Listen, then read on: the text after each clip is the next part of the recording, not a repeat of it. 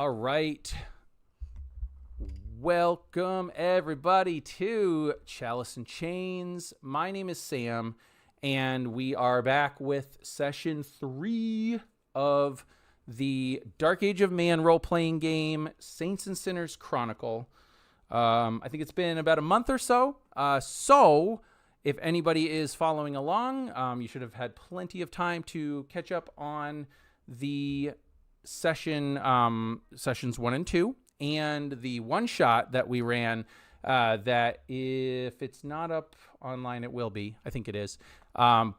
Also, for any of my podcast listeners, if you're out there, welcome to the Dark Age of Man Chronicles podcast. The live play recordings, slightly edited to go on there, so you can always listen to it in audio format if you can't listen to it or watch it online. And I am very happy to be here with the two gentlemen from Roleplay Cafe, the authors of this fine game, Jason and Dell, and we will have them introduce their characters yet again. And then we are going to kick it off in our naive kind of collective storytelling way that we do. So with that, since Jason, since you've been gone the longest from the channel, why don't we have you introduce yourself and your character? All right. I play Janus of London. He is a merchant. Recording in progress. Oh, sorry, okay, I started I recorded Yep. because Zoom will capture your audio separately, Okay. as a separate file, so I can use that for the podcast. Awesome. Janus of London. He is a spice merchant, and he is very sickly, dying with something. Average in height, stands erect, square-shouldered, hell and gaunt, sickly. He wheezes and clears his throat of phlegm quite often. He is always accompanied by a Arab guard who does not speak English, named Yami, and I very often run Yami as well, or at least use Yami as a cohort, so to speak. Yes. All right. And of course, Del, you actually just muted yourself. There we go. Okay. Awesome.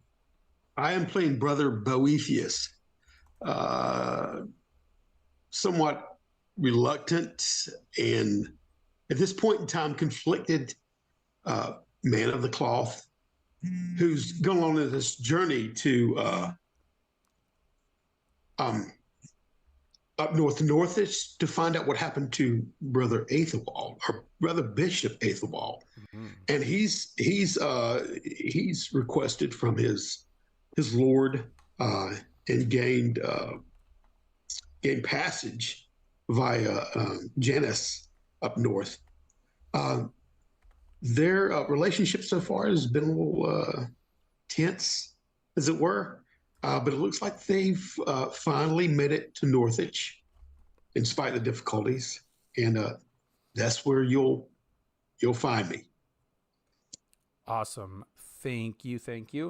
And just if anybody is not aware, and there will be notes in the description for this YouTube video. The Pay What You Want PDF is available on DriveThruRPG. These gentlemen have told me that they will have a full art version at some point, but I don't believe it. It might be in the next decade.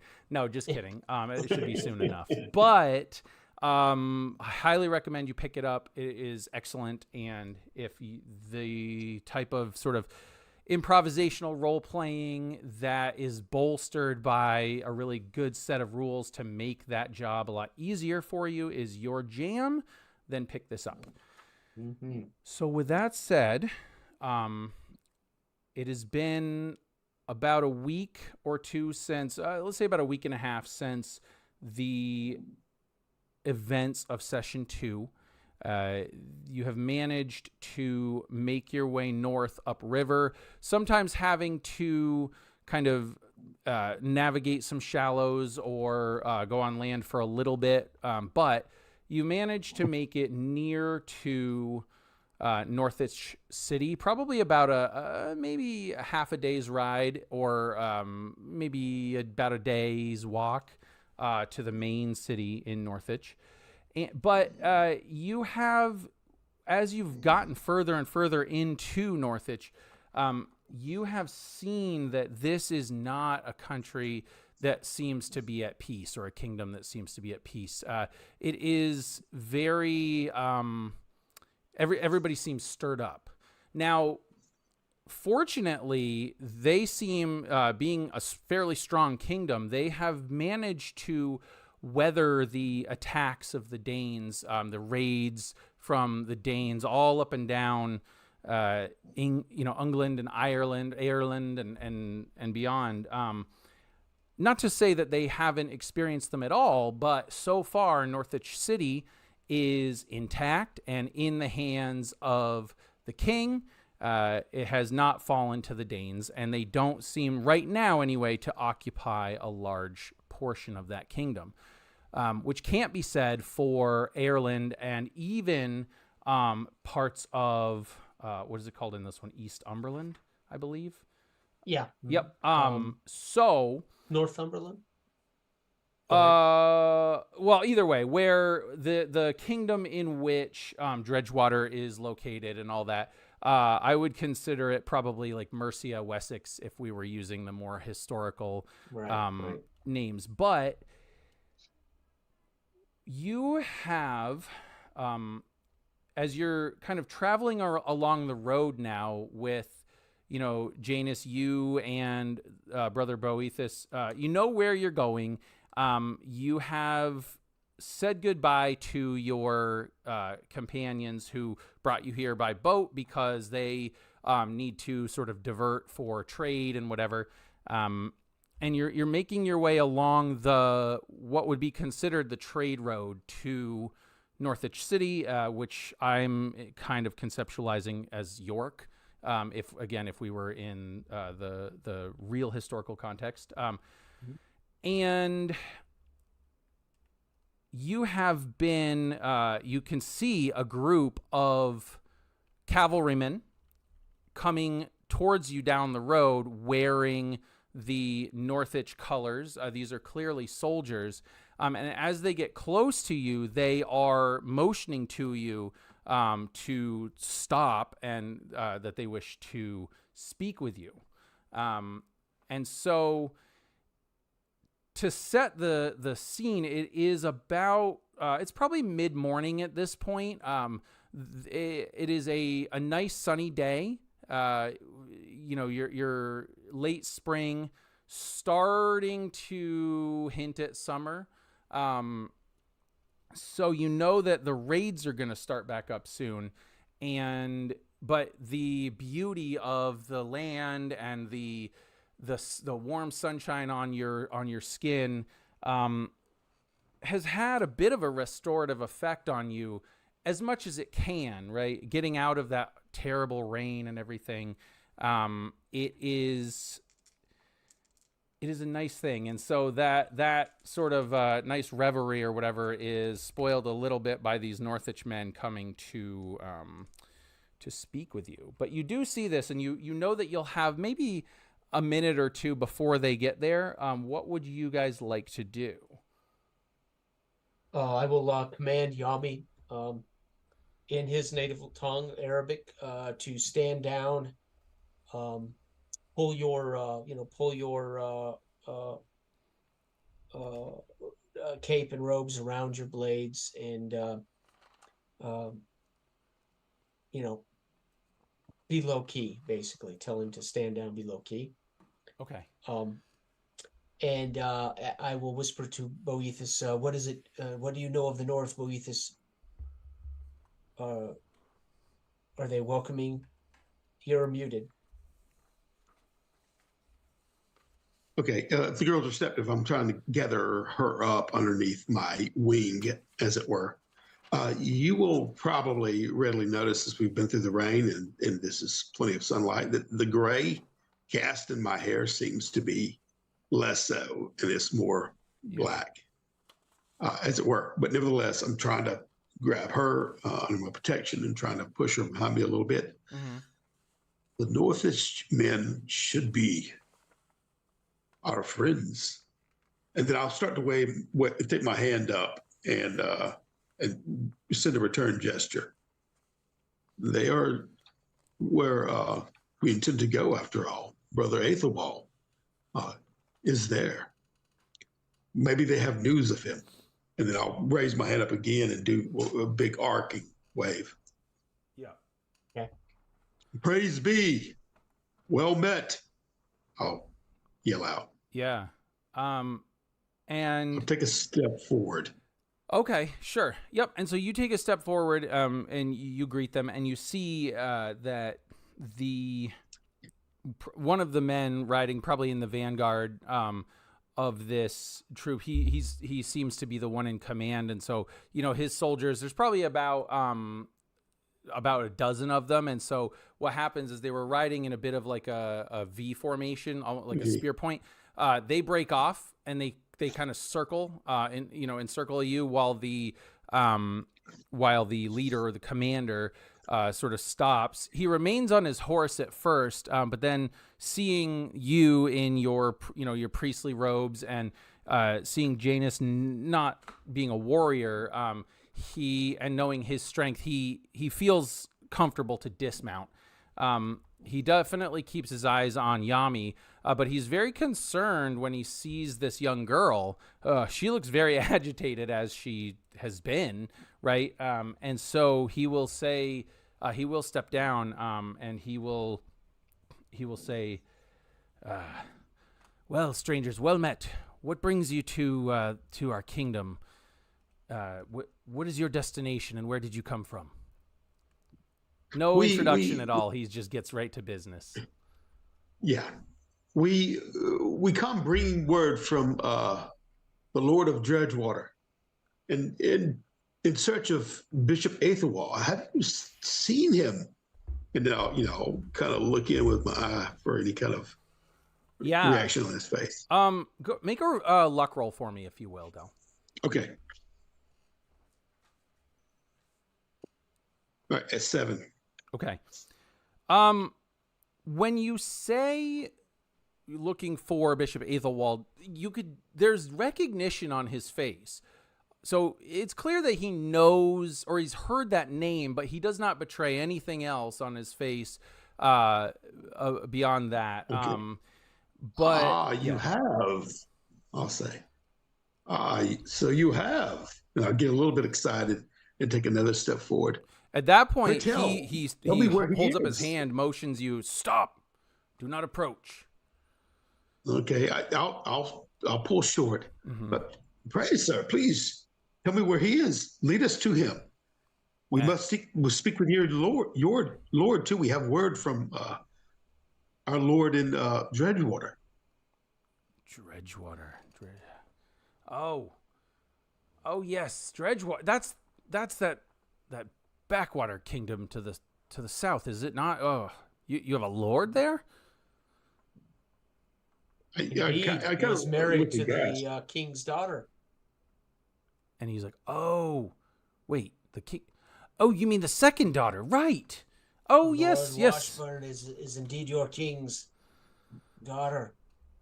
Yes, I hear that that is due right. Respect. And he laughs for a minute, but he tries to keep it as respectful as possible. There's not a lot of love lost between Northwich and really any of the other kingdoms. But he tries to he sort of lets down his guard, so to speak, and you can see it physically. He says, "Sorry for the coarse introduction here. Welcome to Northwich. It's just that things have been tense here lately, and the king has commanded that we discuss and possibly interrogate with any foreigners into our land what they are doing here." Yes, we come in peace, but you come bearing arms, and I look around. Are any of them pointed in our area, or are they just? I mean, surround no. us? So you see the cavalry has basically encircled you, and they're not Yeah, holding their weapons. They're not overtly hostile, but you know that if there was to be any Gotcha. hostilities, this would, I mean, that would be the end of it. Oh, So yeah, that's just enough further reach to get him to peel back a little bit. yeah, exactly. Anyway. Yeah, and so he would look to you, and he would say, "Well, it is advantageous that you're here looking to meet with our Lord, as we obviously need to bring you back to the garrison and find out just a little bit more about you, and perhaps you seek an audience with who? With King Osbert?" Which is yes, ultimately you do. Yes, Yeah. yes, and we're on foot. Right. Perhaps with due haste. So as we will not dally or hold you back from your appointed rounds, but if you could escort us there, it would be much appreciated. And So he looks I'm like, looking around for some kind of a horse, or well, there's horses, but they all have people on them. yeah, I mean, we could there's couple up, not a lot. There's not as much traffic on the road, trade traffic, as you might expect, especially because the road at this point is not really flooded. The weather has been more conducive to wagons and caravans and foot trade, right? But what has been happening all over is because of the increased raids by the Northmen, by the Danes, trade has been, it hasn't dried up, but it's become a lot more treacherous. And so you are now seeing merchants that are the more wealthier merchants that can afford guards, and they go at certain times. They typically, so people are not getting the goods that they need as soon as they would. Mm-hmm. So it's not out of the ordinary lately, but it is out of the ordinary under normal circumstances. So gotcha. That's the kind of the backdrop, right? But this commander looks at you, and he says, "Yes, we'll be happy to escort you to the city. However, first we must bring you back to the garrison." And he looks at the girl for the first time, like overtly this time, and he says, "Who's she? What's her story?" And I'll pull my hands off under my cloak, raise my hand so you can see I've got rings. First, I believe the introduction should be among the men here before we introduce the children. I am Janus of London. This is Brother Boethius. You have not told us who you are, sir. And he realizes, like, oh yeah, you're right. I haven't.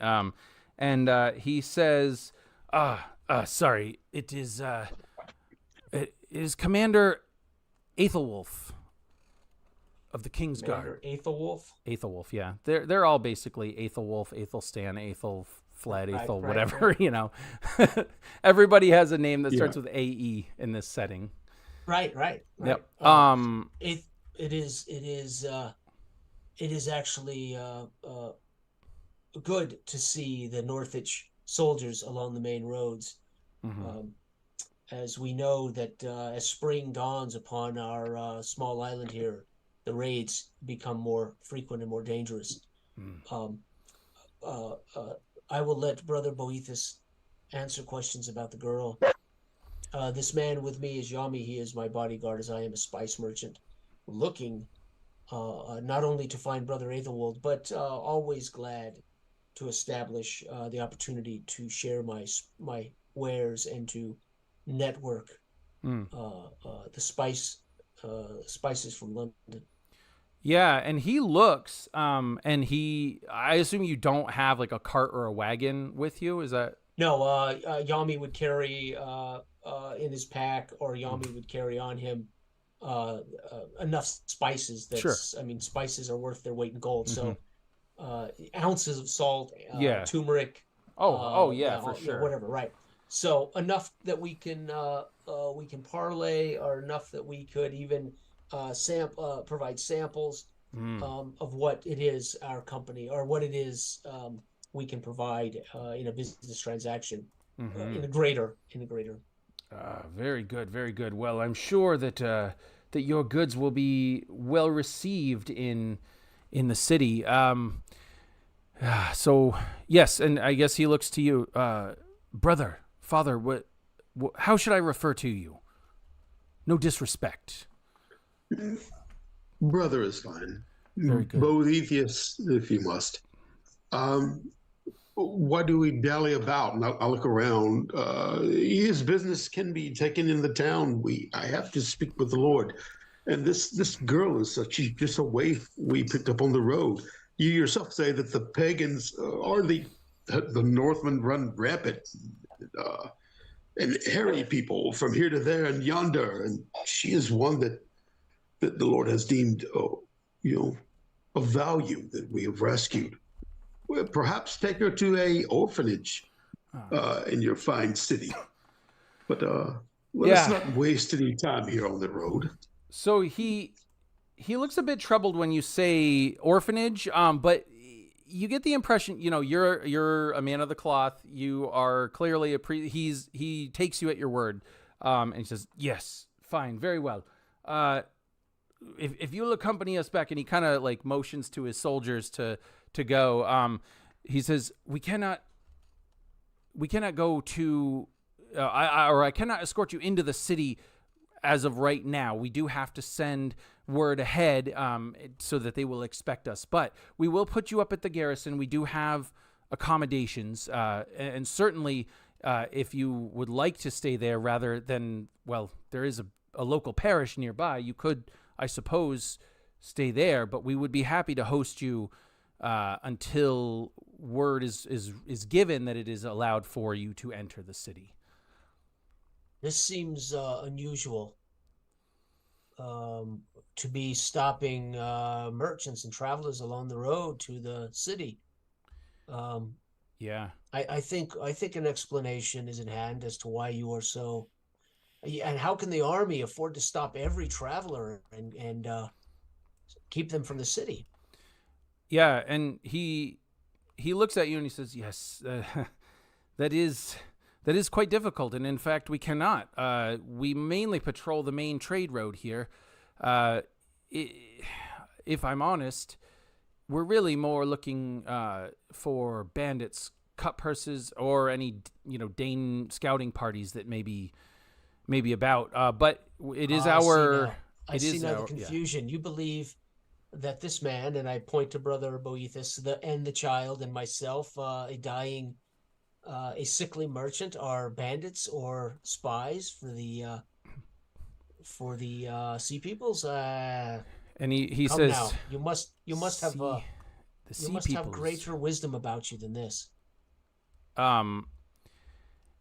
He's not quite sure whether or not to take offense at that, but he does look like, he's shared similar thoughts to yourself, and he says, Of course. I don't suspect that you are bandits or spies for the Northmen. No, but I do have my orders that I must follow. And, well, the king and the prince, they deal harshly with those that do not follow their orders to the T.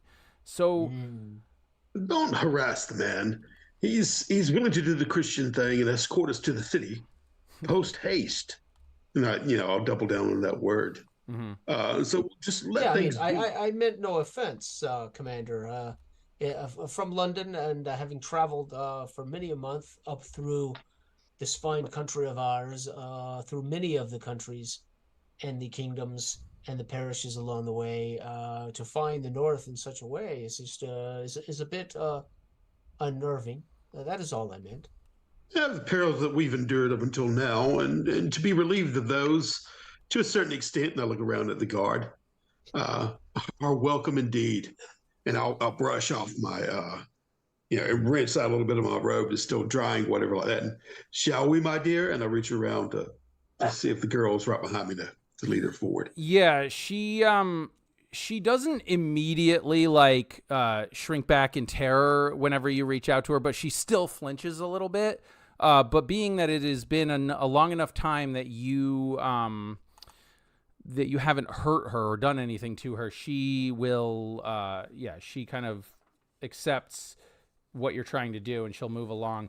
And so as you guys start down the road, the sun, I think, had been kind of going in, behind clouds a little bit, and at this moment, as the soldiers start to ride on and you guys move, the clouds had been obscuring the sun a little bit, and it just comes out, and it's like a bit shockingly bright for just a moment.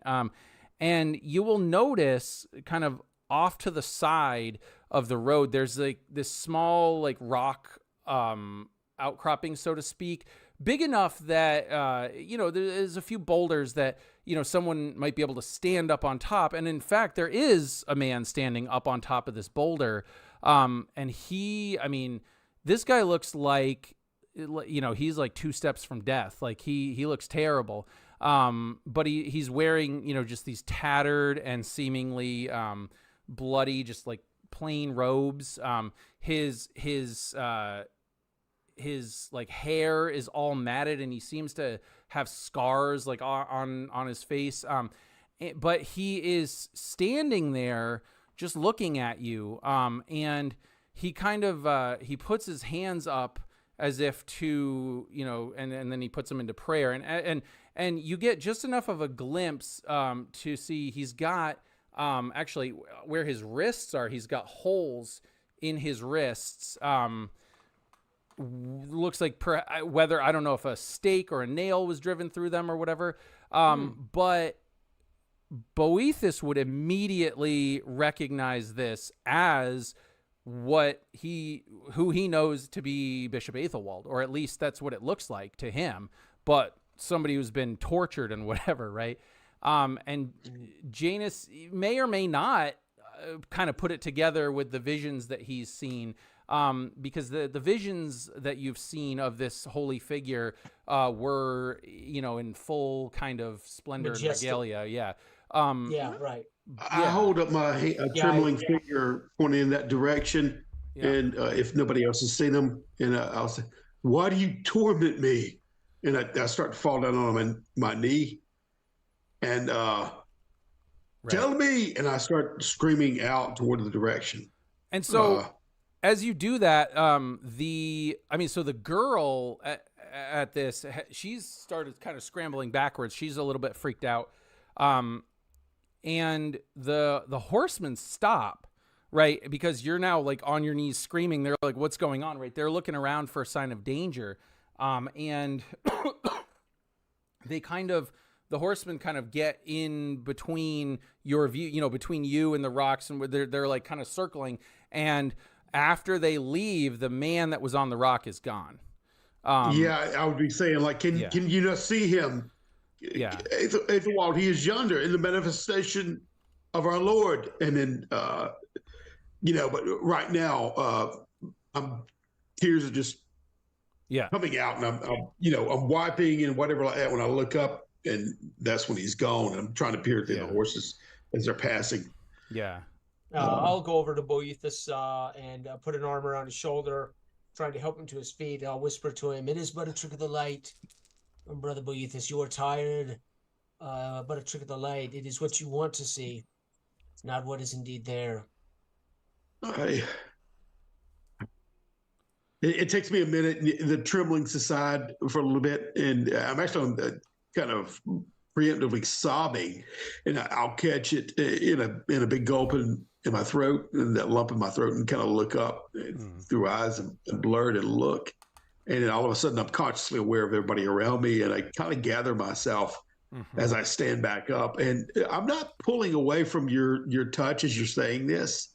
And then you could tell, like, something in me clicks, and I know what you're doing. I don't want to give you that you're comforting me type thing. So I slide out and I straighten myself up. Yes, we must go on. Let us go from here. I'll order to Yami in Arabic. Carry the girl, Yami. And she seemed to be much more comfortable with Yami, as he was the one that rescued her. So if she will readily allow Yami to pick her up and carry her, like piggyback on his shoulders or whatever. I'll order him to do so. If she resists, I'll order Yami to leave her be. Okay. No, she I won't resist. Pick up my staff and the bird cage that I have, and off the ground that I had let topple whenever I hit my knees. I right knit, and I'll stand up. And I've forgotten about asking about the horses, whatever like that. As I tread on my walk, my gait is somewhat unstable now, but I'm just quickening pace, trying to get out of this area. Yeah, Commander Aelwolf, would you not spare a horse for Brother Boethus, as he is? Well, we are all greatly fatigued as we have been on the march for many a day. Would you not care to ask some of your soldiers to surrender horses to us just until we get to the garrison?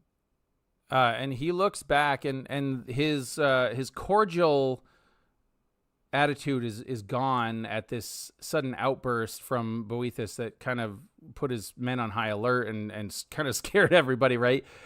He's like, I would not. We cannot spare the horses, unfortunately. If there's a raid, we will need them. And as if to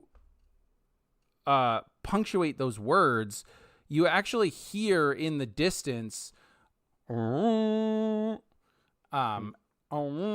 there's a third blast. And at this point, the men of Northwich are like, they're worried at this point, and they say, no, they cannot be this close.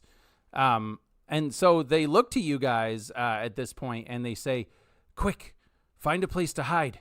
I fear the Northmen are here, and they must be close. And then he motions to two of his men, and they say, ride on. Let the city know we must be reinforced. And so they do. I'll bark to Yami in Arabic, take the girl into the rocks, hide among the rocks.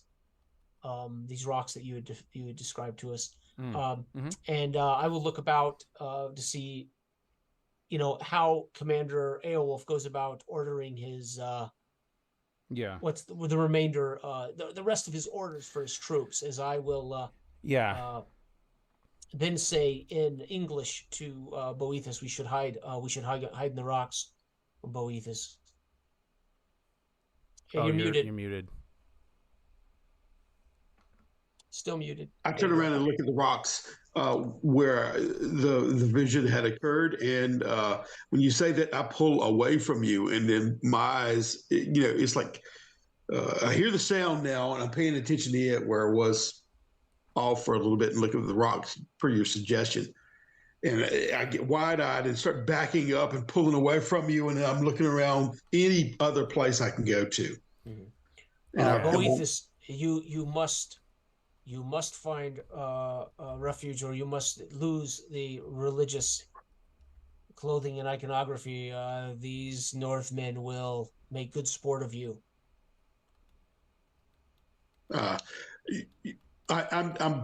I hear you, but I don't hear you as I'm frantically looking around where to go. Any tree or anything I can get behind. Not much. Right? The thing is, so there's a lot of like sort of hills and whatever, but there's not a lot of trees right now because most of them have been cut down either to reinforce the palisades in the cities or to for the war effort to build ships, whatever.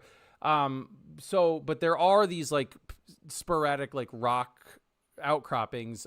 Where you are at is kind of a it's a little bit more of a flat area because you're close enough to the city that it has been kind of what's the right word? It's been worked. The land has been worked a little bit more to be more conducive to prevent an army from hiding, right? But also to make it easier to travel. So if the troops need to quickly go in and out. Really the only place that you might be able to hide, and it's a meager hiding spot, as you know, is that rock cropping. That's fine, but I'm not going there. When I turn around and look at the vista and don't see anything, you can see this pale vistage, just this countenance just drop over me, right? And like perspiration just peels across my lip and forehead. if Janice is looking at me and I'm kind of zoned out, and I'll start saying, "Yea, though I walk through the valley of the shadow of death," and I'm walking toward the soldiers that are facing the oncoming enemy. All right, and taking steps toward that direction using my staff. Recognizing Boethus won't take my advice, shake my head, the fool, and I will dart hot on the heels of Yami.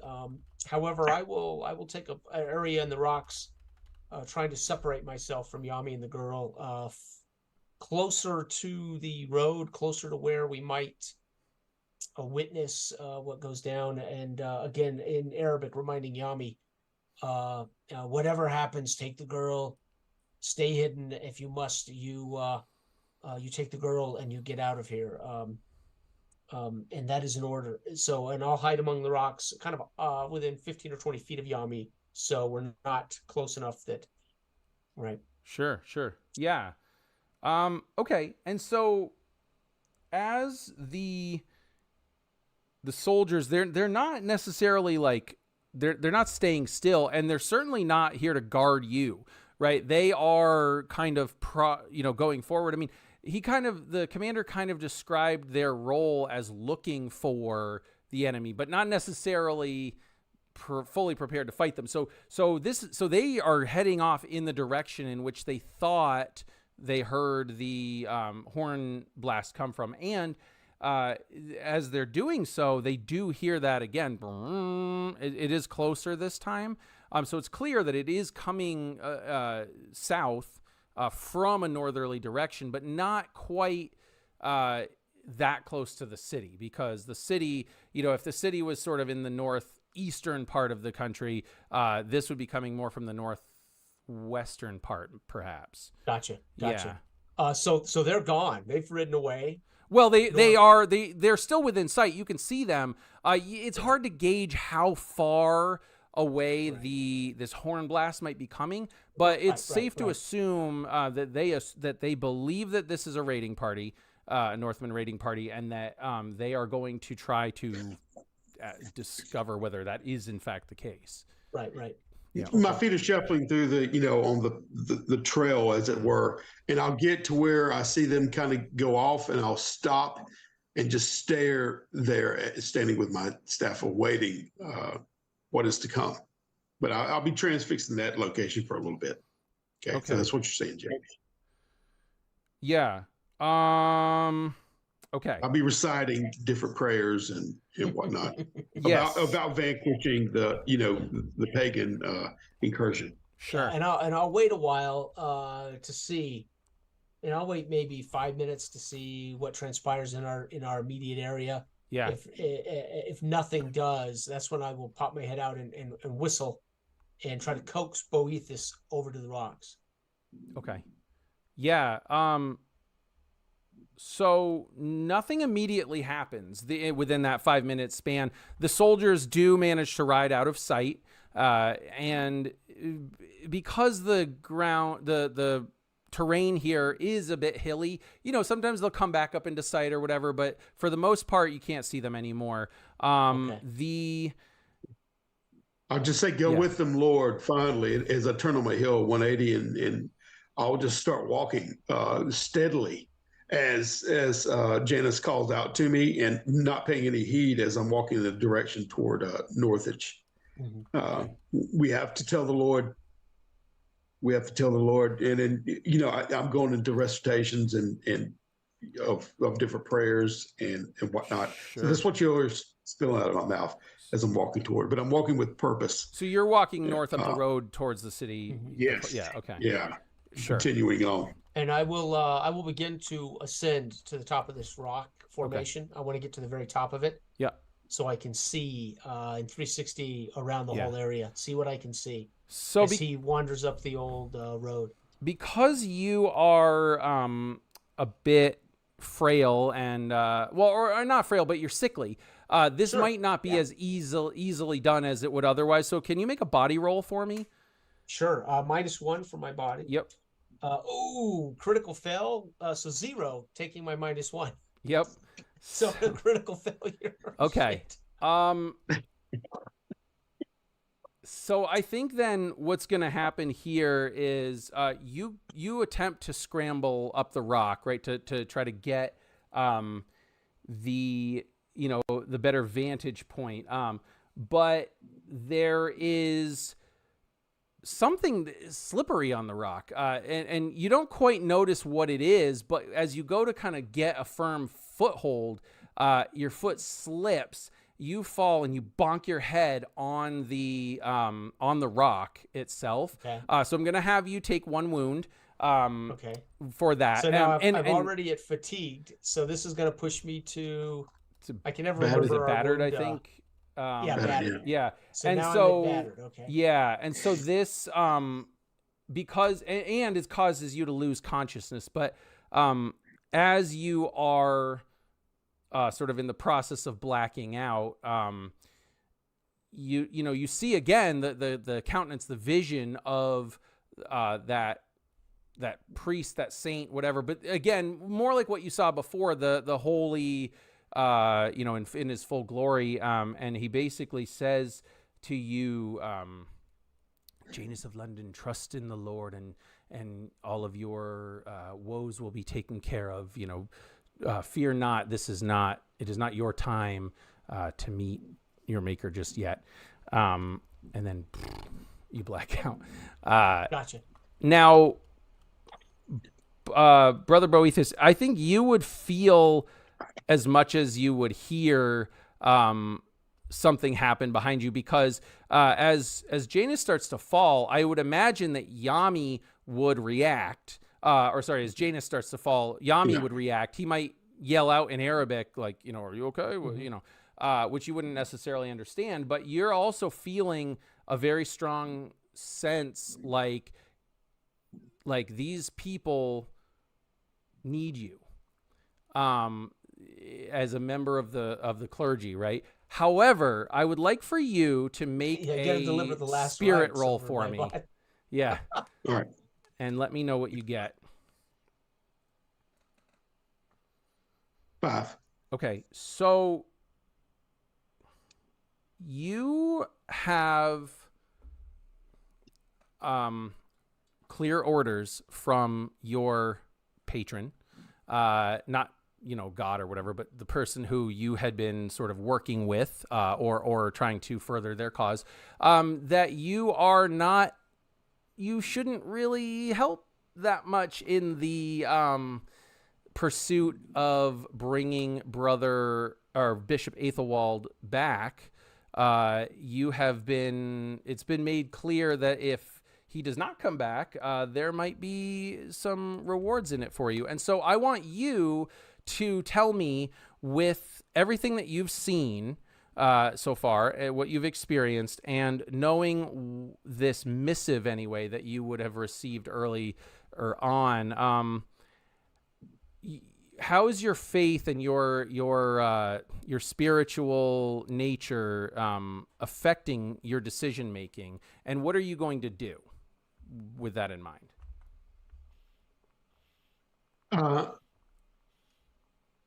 I'm going to steel myself, swallow.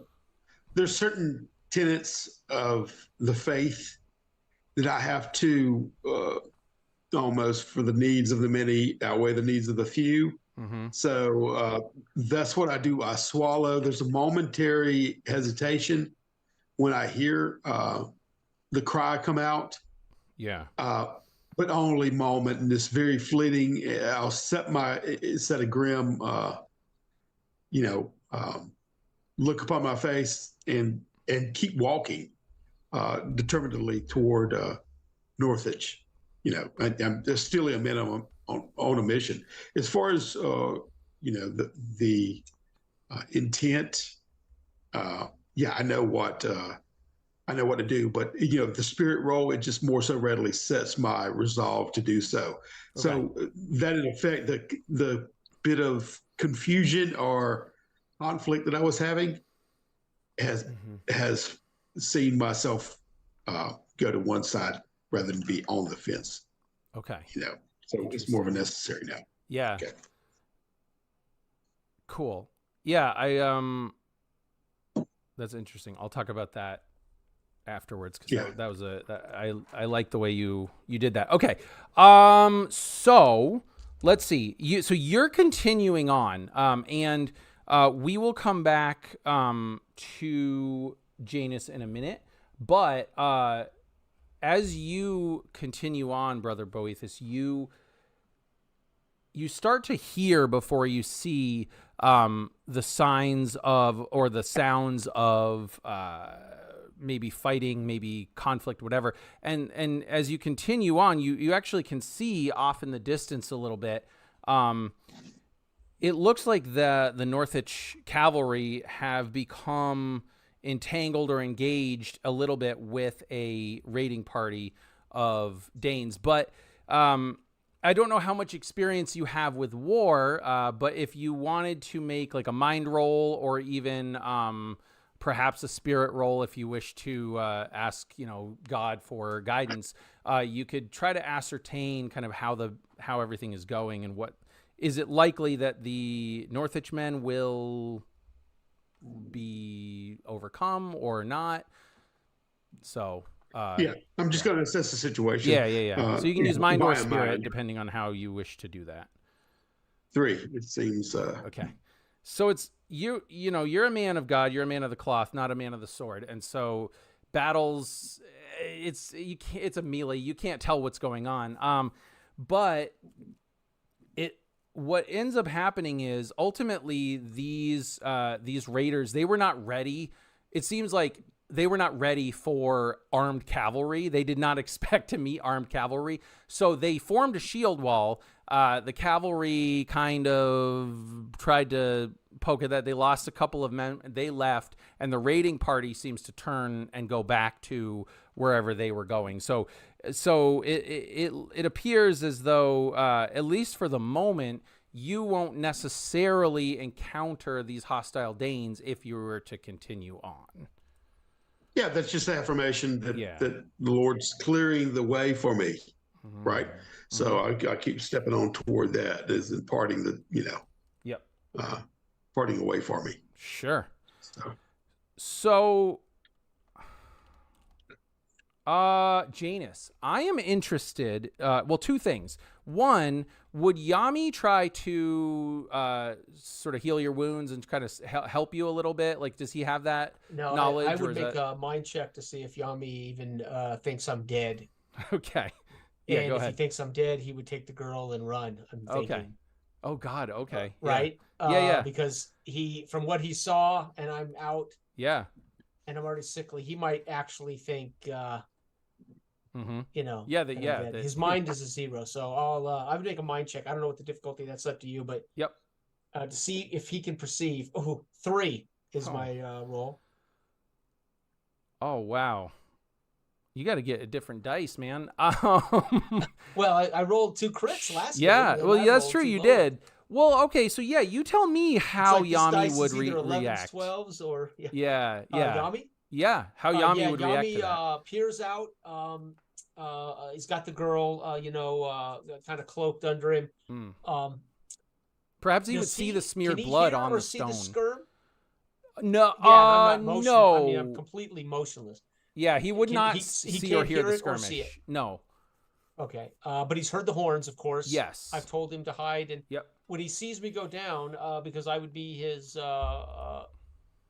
having given him the order, and he honestly, failing his mind check, he thinks I'm dead. So I think he would scoop up the girl, and he would head south the way we came. Trying to get as much distance between this horns and the north horns and himself and the girl. Okay. So let me see, how do I want to play this? Okay. Janus would probably have been in this sort of half-conscious state of pain and confusion and whatever. But I think suddenly you feel you can physically feel with your body somebody is touching you. There's a physical, like it feels like hands are touching you, right? And one, you can feel them starting to touch your head a little bit.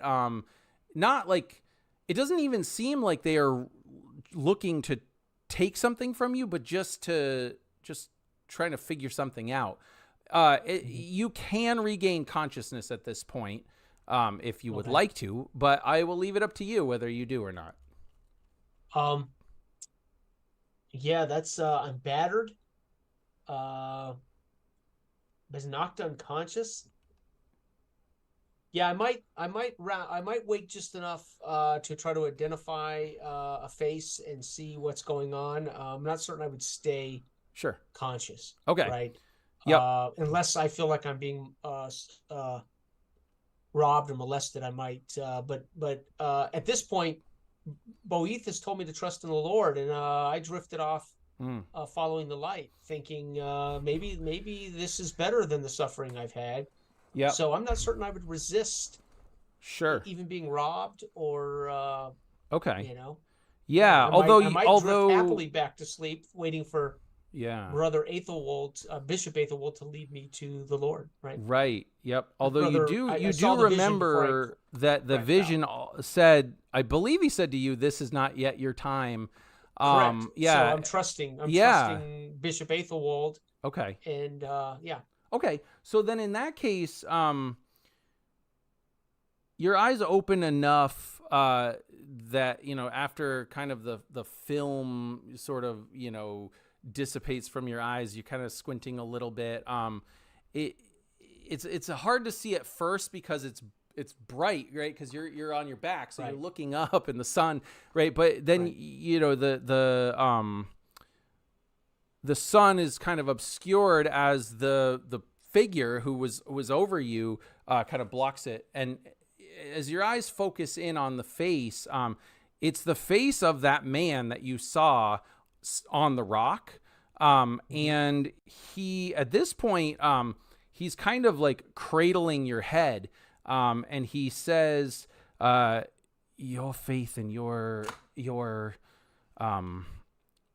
willingness to help have not gone unnoticed.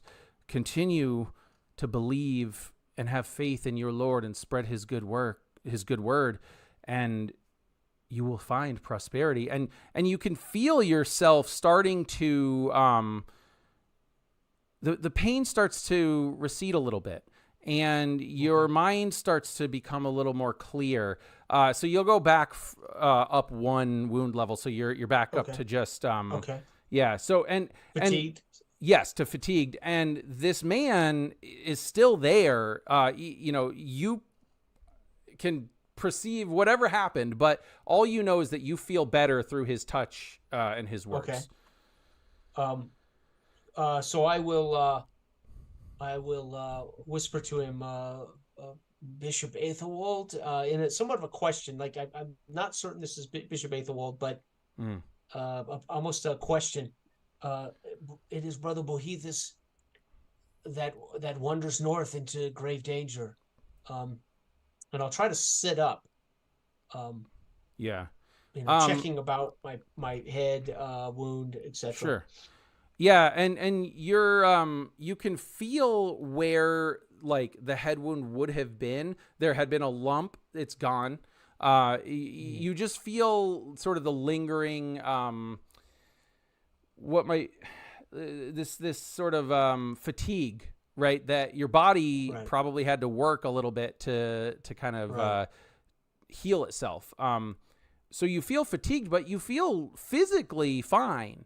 Your ailments still seem to exist, but for the moment, so I'm still wheezing and a little bit, but not as much as you might expect. Yeah, you're actually you're feeling better than you would have in years, but you know that you aren't cured by any means. Right.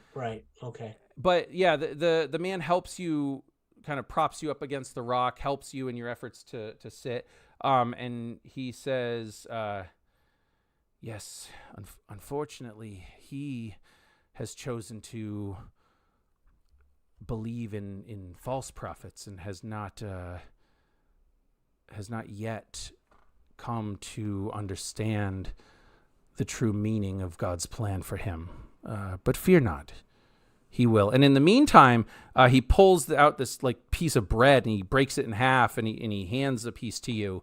And he has like a little like water skin or whatever, and he gives it to you as well. And then he will sit with his back up against the rock as well, and he'll start to eat the bread, and he'll drink some water as well. But so I will happily eat this and drink it, somewhat bemused that this, half thinking I might be dreaming this, to be honest with you. Yeah. But content with it. If this is, this ain't so bad. If this is my plight, Right. Forgetting completely about Yami and the girl at this point. Sure. And I will quietly eat my bread and drink my water. Okay. And the man, I think, sits with you in silence for a while, right? You guys just eat and drink and kind of regain your bearings. He will finish the bread, right? And he'll, he there were crumbs, and he kind of slowly wipes the crumbs off. And as as he's doing that, you can see like there are holes in his wrists. And so confirming what I was already thinking, that this is a dream. Right. Yep. Clearly, right? Because, and he's got just scars. I'm kind of bemused at the details of the dream and sure how strange this is. Yeah. Right. And so at that point, he sees now that you are up, that you seem, well enough. And so he says, "You, Janus of London, no longer need my assistance, but your friend, Brother Boethus, will need yours. You should go to him, try to stick with him, but know that the answers that you've come here seeking have already been answered. You know the answer to your questions. It is now just a matter of faith and of time." Okay. Well, you have led me well. I accept. I accept your understanding and of my fate, and I thank him for the bread and the wine. I will stand somewhat carefully to make sure I'm not dizzy or I don't topple over. And I will look in the direction of Brother Boethus, and if I can still see him at all, although I still think this is a dream, expecting at some point to wake, I will begin forgetting in a way my breathing and my health, and start in a trot, almost having not run probably since I was in my teens. Yeah. Right. Strangely feeling the muscles of my legs and how weak they are as I start to run. Sure. Thinking this is definitely a dream because I cannot run. Yeah. Running is something I have not had since I was but a young boy in London. Right. And I will run for Boethus. Yeah. And I imagine you'll be able to eventually catch up to him. Feeling better than perhaps you have, like you said, since you were a boy. And still believing it's a dream. Might as well run. Yeah. So, Boethus, you would hear behind you the sounds of footsteps, not exactly running, right, but with a faster countenance or cadence. A pathetic kind of old man run. Yeah, a jog before jogging for fun was a thing. Yeah, I'm trotting, and I'm focused on my prayers. I'm switched to Latin a little bit, and I'm saying different things. I'm holding on to the cross around my neck as I do with my right hand, and walk with my left. And so, but yeah, you'll find me having a steady pace and just my mouth moving aside and saying it under my breath. So, and I take no notice of me immediately when you pull up. I'll pull up to his left in stride. I will just keep pace with him and not saying a word as we continue north toward the city. Okay. So let's see. Okay. Okay, so this is what we're gonna do.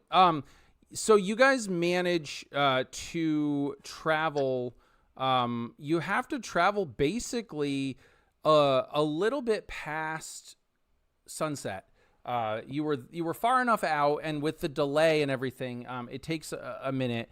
But you do manage, just as the sun is sort of peeking down behind the horizon or below the horizon, you manage to see the large stone walls of Northwich City.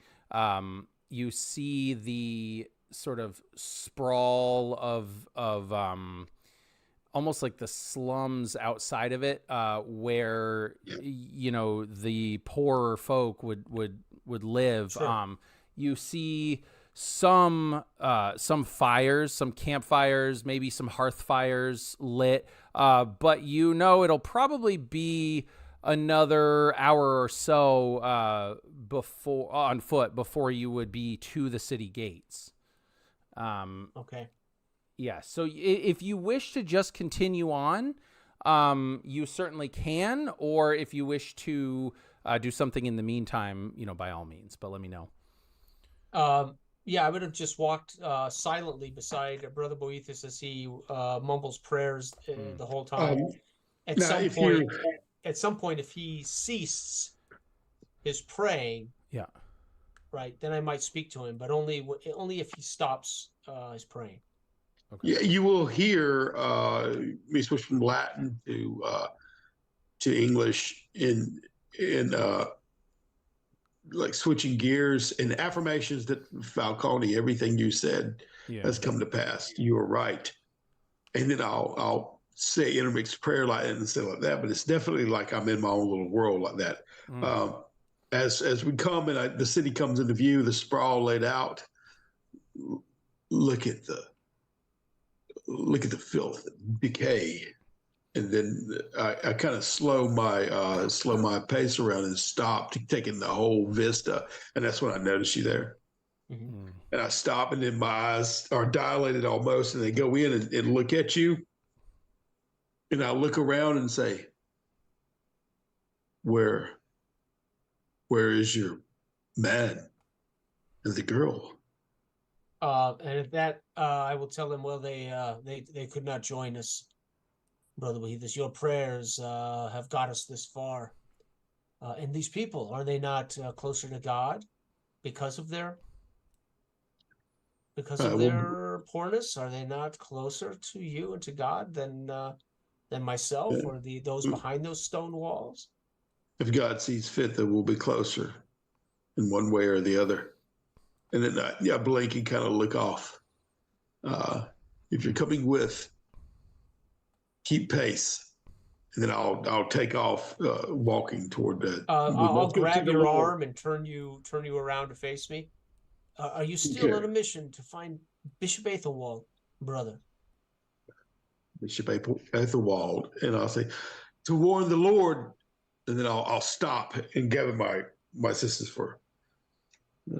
Yes, and to find the bishop, the good bishop, and I'll draw out the word good. Well, then you go the wrong direction. The bishop found us. Did you not? Okay. I flinch a little bit, and then I recall the bishop on the rock. Is that what you mean? On Yes, the rock. he guided us. He warned us. You paid You no said heed. you said he was a vision. You saw him too, and then I he start. came to me again when I was unconscious. Okay, I recoil a little bit from you, because I grabbed onto your sleeve, trying to get information from you, like, so you've seen him. He came to you. Indeed, he has healed my wound, and I'll point to my head where I fell. And I'll look around you, examine you for a little bit, and pull back. And there's a tendril of like doubt, and then I'll look over my shoulder down the road that we just came, paranoid almost, and then slide my eyes to the city. And as you slide your eyes to the we must city, make haste. you both you'll start to hear before your eyes really reveal what's going on. You start to hear some screaming. It sounds like maybe a woman, maybe like a child. You hear a man yelling, right? You start to hear this sound of conflict, essentially.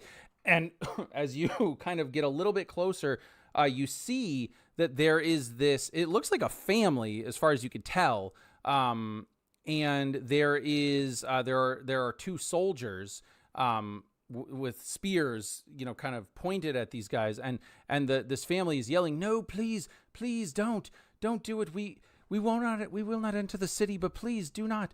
And the soldiers basically say, "By order of the king, anyone presenting with the symptoms of plague must be put to death and their bodies burned."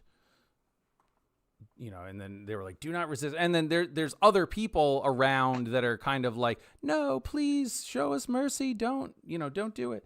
I hiss and say filth and look for affirmation in Genesis' eyes. Like I said, filth.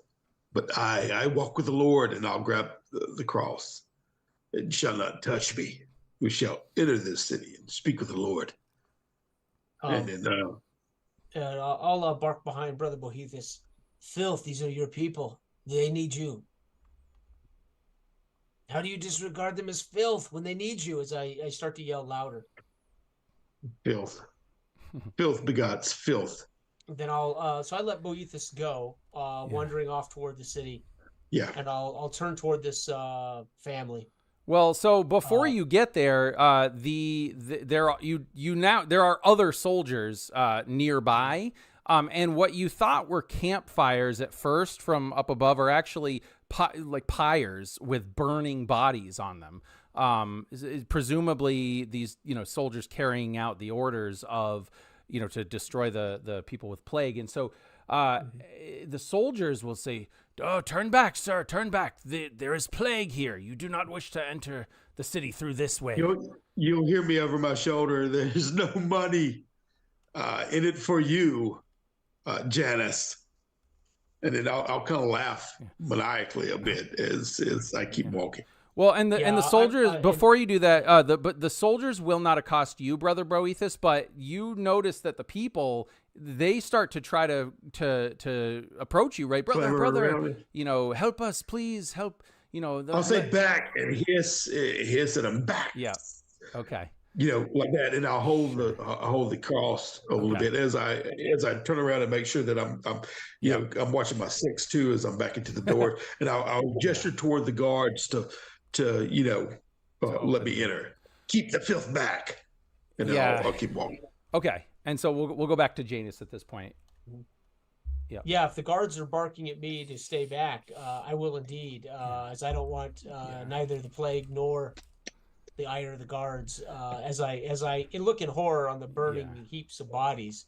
Right. I'll back off and nod awareness to them. I'll sneak off to the very edge of this refugee camp or whatever it is, south away from the city, looking for a quiet, lone rock or tree or something that I can kind of set up by.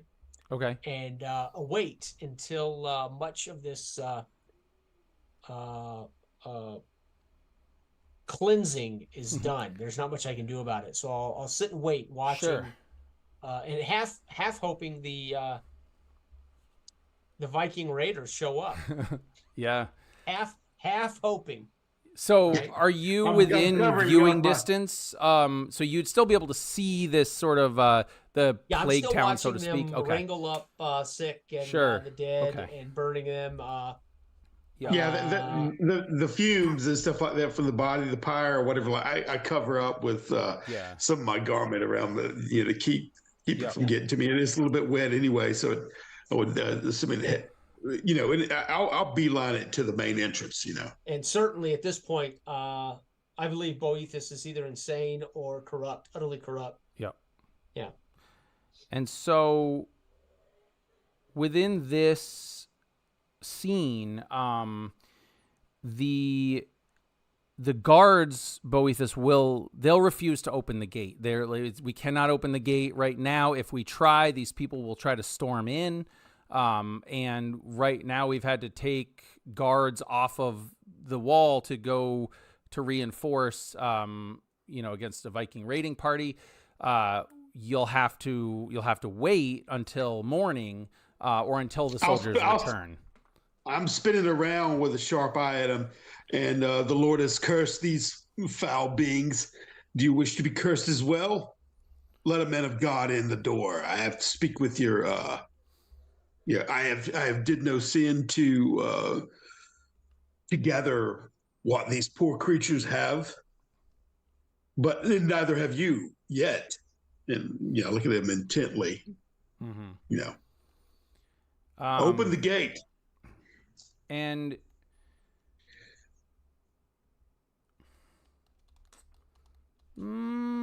okay. Make a prestige roll for me, if you will. Okay. 6. Okay.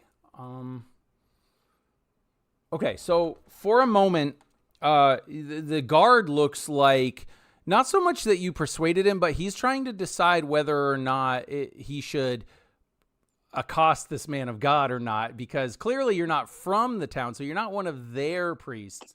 But then he obviously decides that his mortal soul is worth more than you rebuking him, and so he chooses not to commit violence. But at the same time, you do see what looks to be a priest up on the wall, and he's about to call down to you. You can tell he's looking at you, but then you hear this commotion behind you.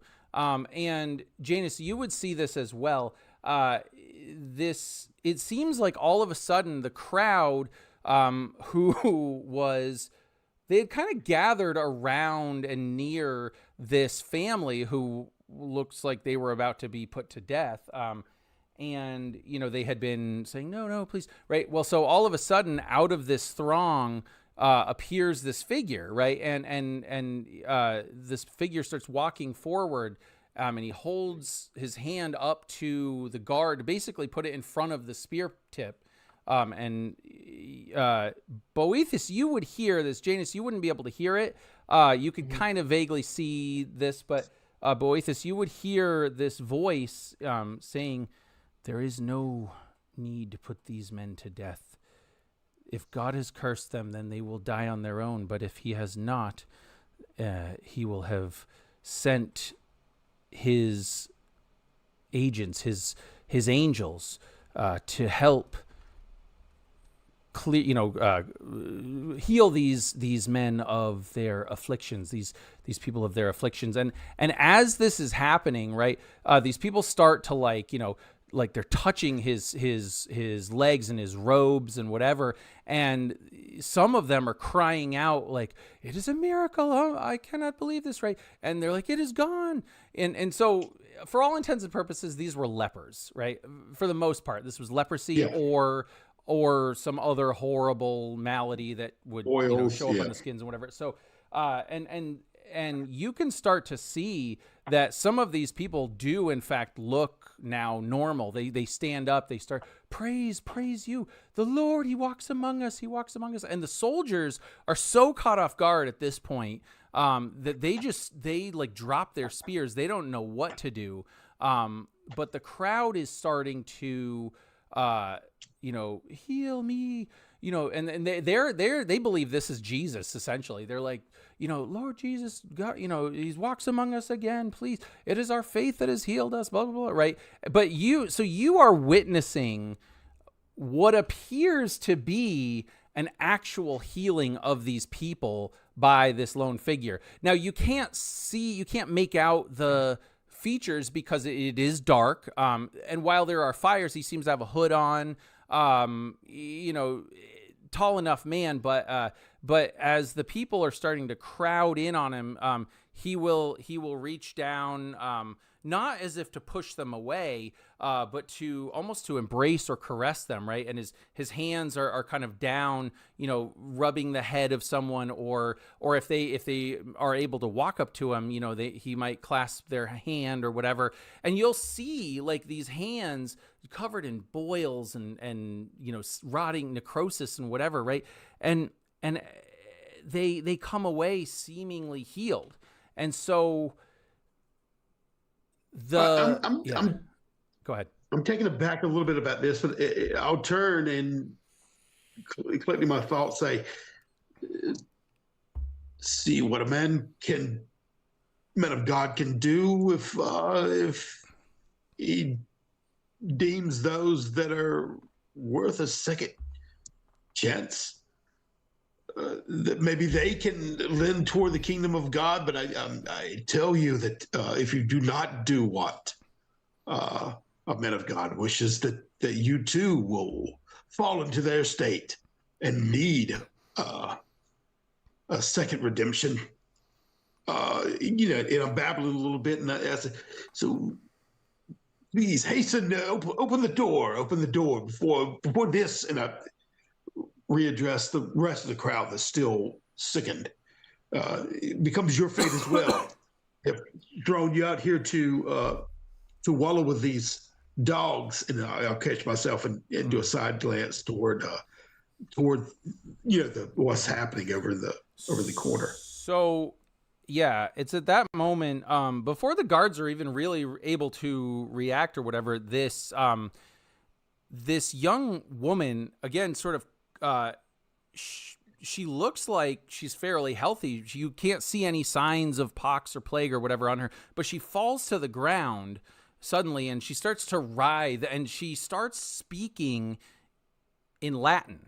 And that would be very unlikely for these people because they're poor. They probably can't read, let alone speak another language. But she's clearly speaking Latin.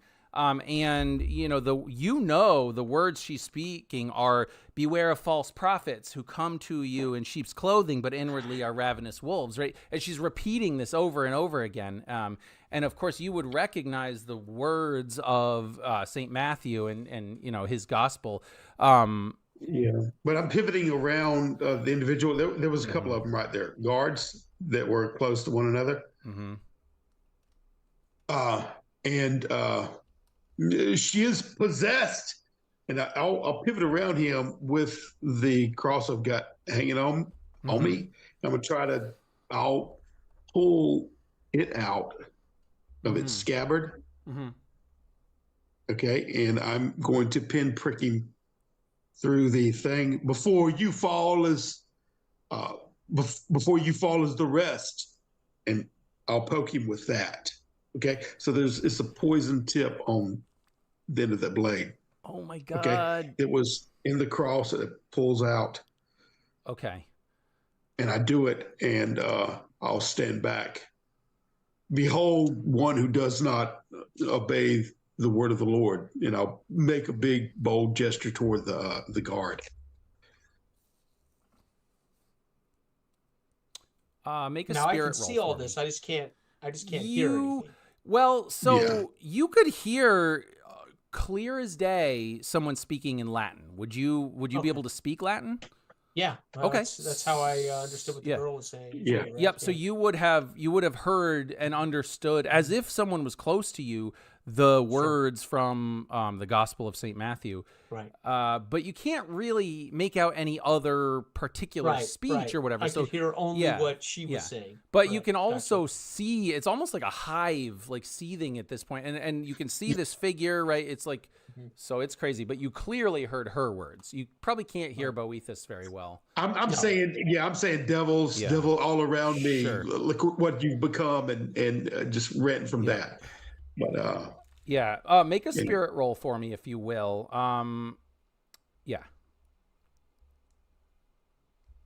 9. 9? Yeah. Okay. So this guard, who you sort of, in a way, publicly rebuked, right? He steps back for a minute, and he's stunned, and then all of a sudden he starts right, and it's like he's choking, he can't breathe, and he starts to fall to his knees, right. And I'll make a show of it too, like I said, in continual. His master takes him over, the same as her, and I know people can't hear Latin around that, but I'm very confused in the state of it's a teeming mass of what I might consider demons. That's how agitated I am around me. That I'm trying to get in that door through it because I'm feeling pinned in. And so, yes. And so with that, the other guards that were at the gate, they're thoroughly freaked out at this point because you said, basically, this guy stopped you. You said, nuh-uh. And this is the devil's work or whatever. And then he goes down. So they're like, oh God, all right, we better let this guy. So they open the gate. And, the bishop or not the bishop, the priest who was up on the wall, you don't see him anymore. He's gone. But the gates do start to open. And the throng who the soldiers had been worried would try to rush the gate to get in, don't seem to be paying it any mind. They are completely transfixed by this figure out in the crowd. Right. But Janus, you would definitely see the gates opening. You would probably be able to hear it too. Cause I've got my cross out and I'm blessings to you, my child, blessings to you. The Lord keep you, as you are in the midst of these devils. Do your job well. And I'm backing up and I'll slip to the door as quickly as I can whenever they get, when I can get purchase. Yeah, absolutely. So you are able to basically make your way into the city. Now, I'll describe that in a minute, but I want to hear Janus. How would Janus be reacting to this? Because you see the gates open. Yeah, once I see him gain entrance, and I know it's not an impossibility, I will work my way through the crowds to the gate and approach the soldiers at the gate and tell them I have information from the road south of here, as I ran into Commander Aelwulf, and they have intercepted Viking raiders. Let me in. I can give this information to your captain or your lord. Yeah. And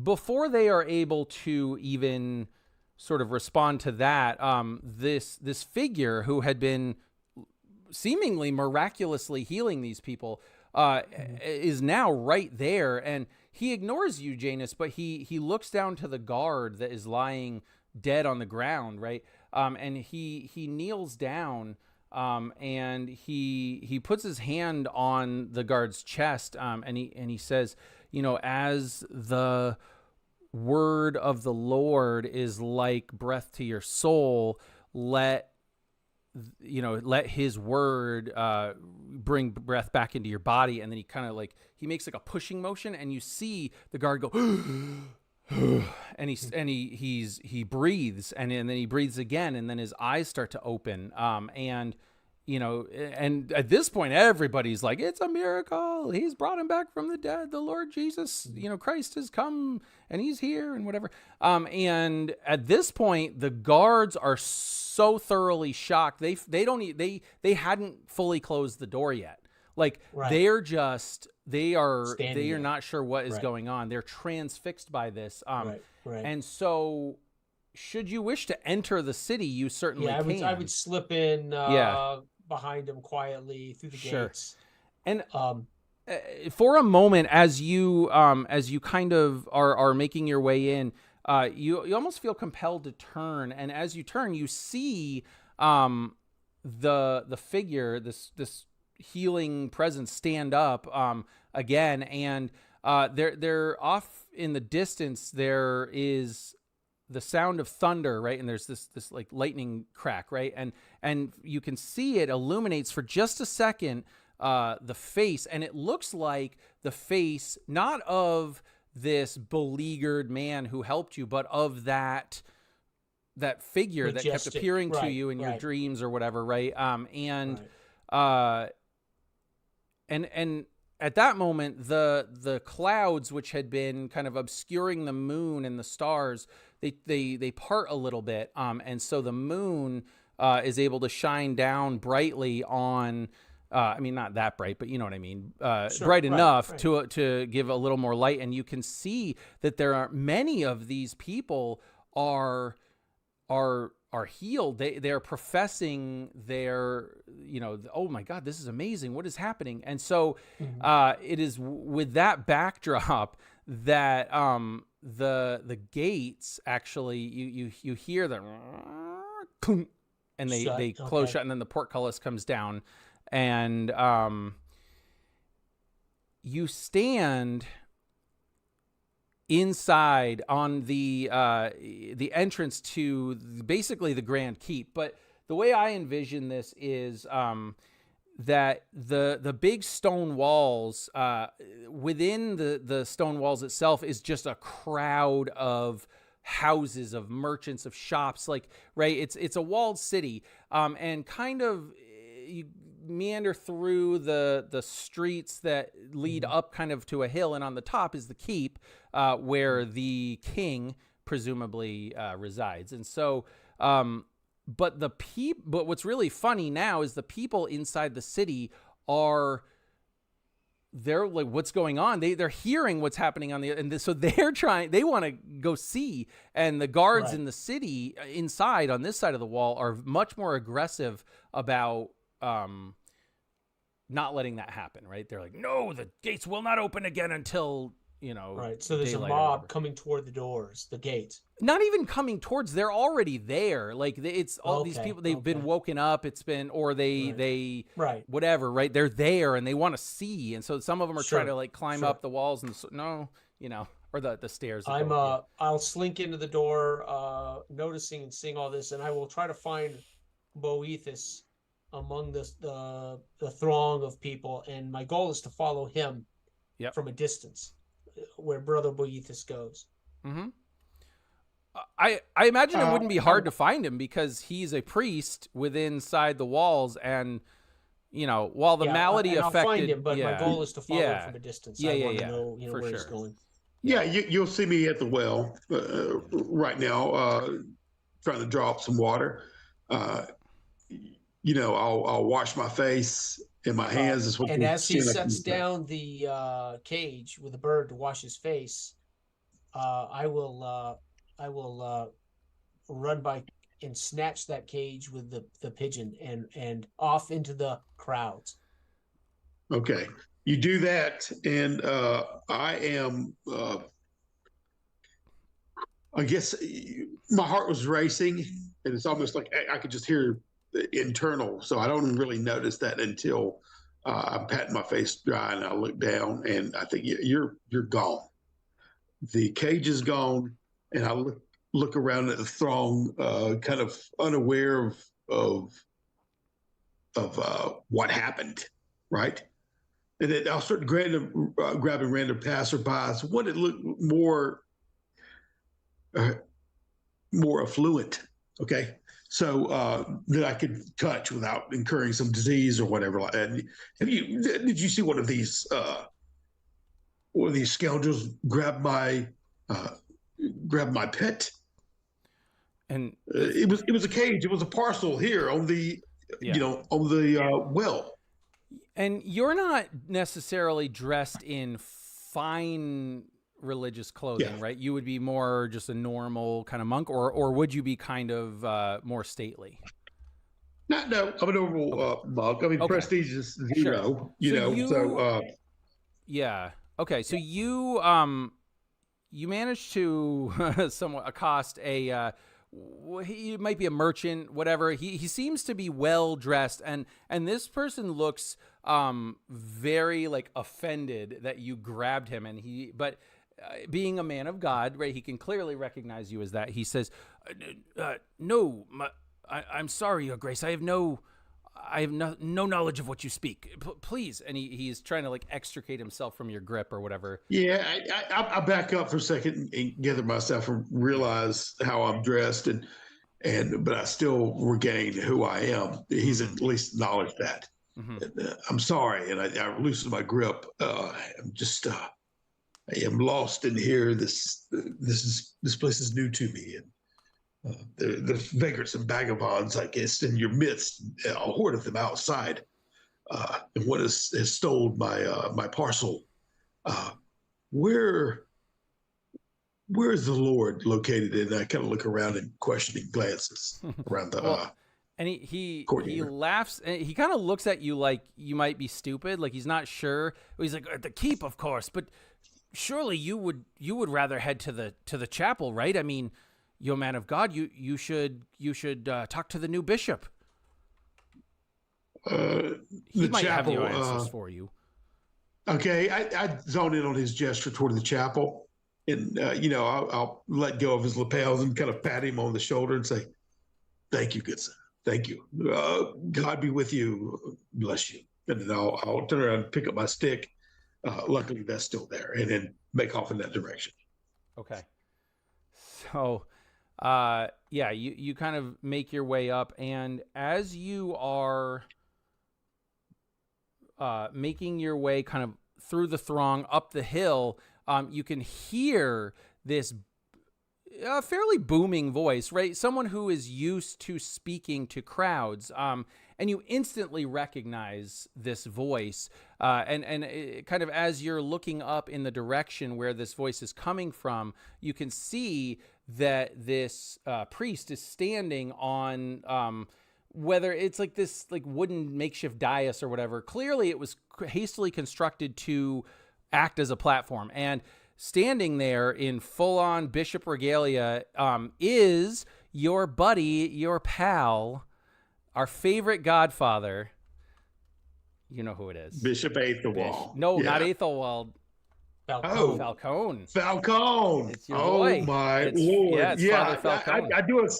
I do a stutter step, and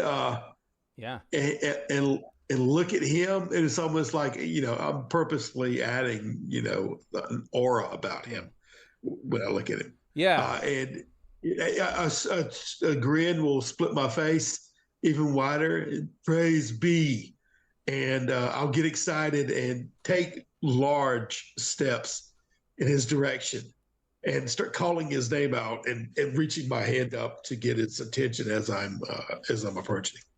Yeah. Father Falcone. Yeah. And it is good to see you. And you see his huge like gold chain with an F and a dollar sign. No, just kidding. His pinky ring. But joking aside, he is actually decked out in quite a lot of wealth that the church would have. And this church obviously is much bigger and much more affluent than because this is the capital of the Northern Kingdom, right? And so so he's doing well for himself. Has moved on from Howard Town, I guess, and is chilling up here as the new bishop. And as he sees you approach, he wasn't exactly ministering.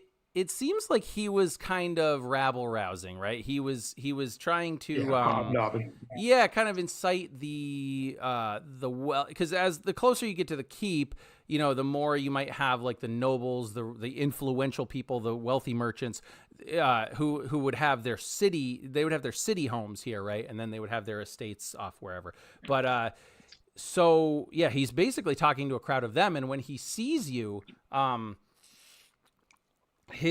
this big like grin comes on his face, right? And he looks down to you and he says, Brother Boethus, yes, please come join me on the dais here. My lords, my ladies. I have waited you. I have been ever faithful, Father Falcone. You don't know what I've had to deal with that pompous joke of a bishop. No. Do not speak his name. He is an apostate, and we do not speak his name here. He lets and I'm just affirming that he lets pagans run in the streets. They're carousing with the Lord's chosen. How could this be? We need to arrest it as soon as possible. I'm so glad to see you. And I just babble on, Mm-hmm. giving him, and I hit my knees and I'm kissing his pinky ring and, Sure. I'm kissing his hand and stuff like that. And I've let my staff fall. So I'm totally just at his whim right now. Yeah. Okay. Okay. And so, he's kind of what's the word I want to use? He's basically placating you. He's basically sort of pandering to you, right? That's what he's doing. He's He's out of my system. yeah, he's trying to help you. Well, no, but he's also trying to rile you up, right? And so, Janus, meanwhile, you see this, right?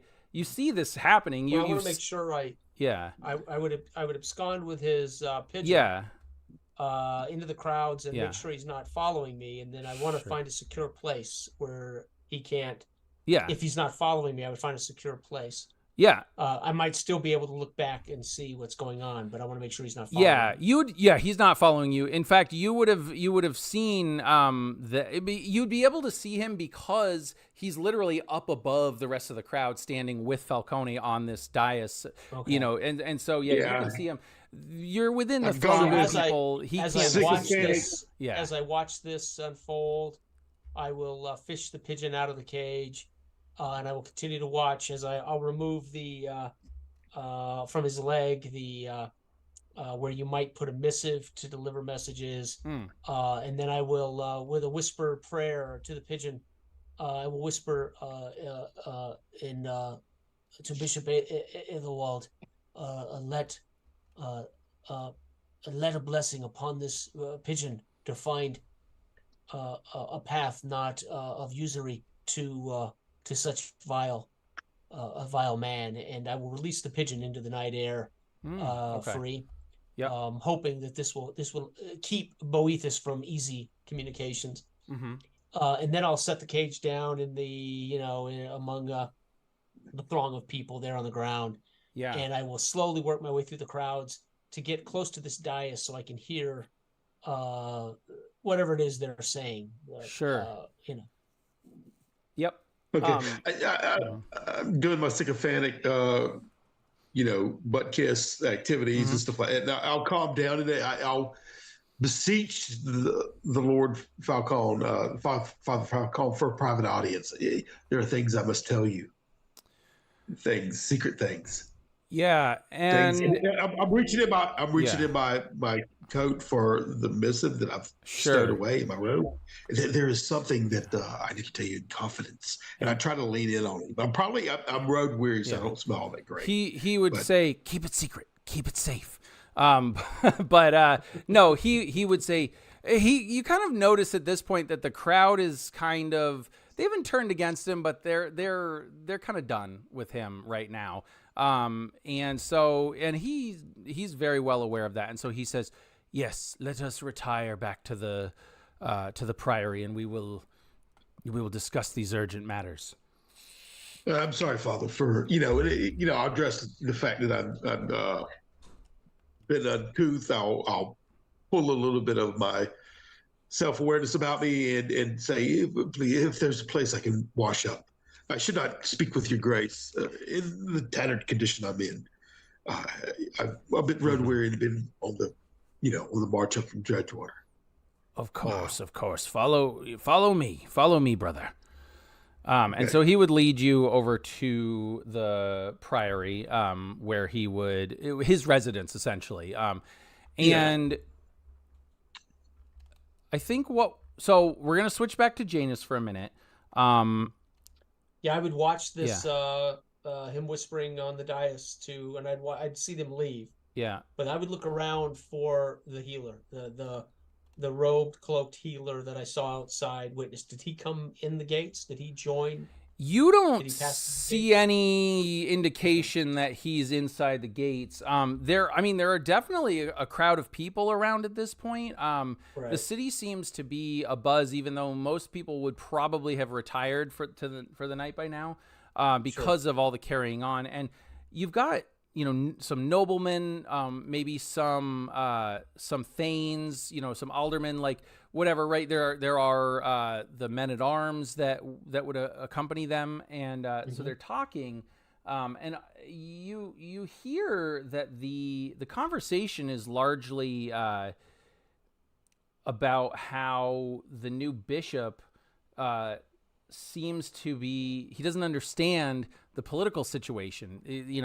They're saying things like, why would we send troops to the south when the north is being actively invaded? We need to shore up our northern border. Like, why is he advocating, this, whatever, right?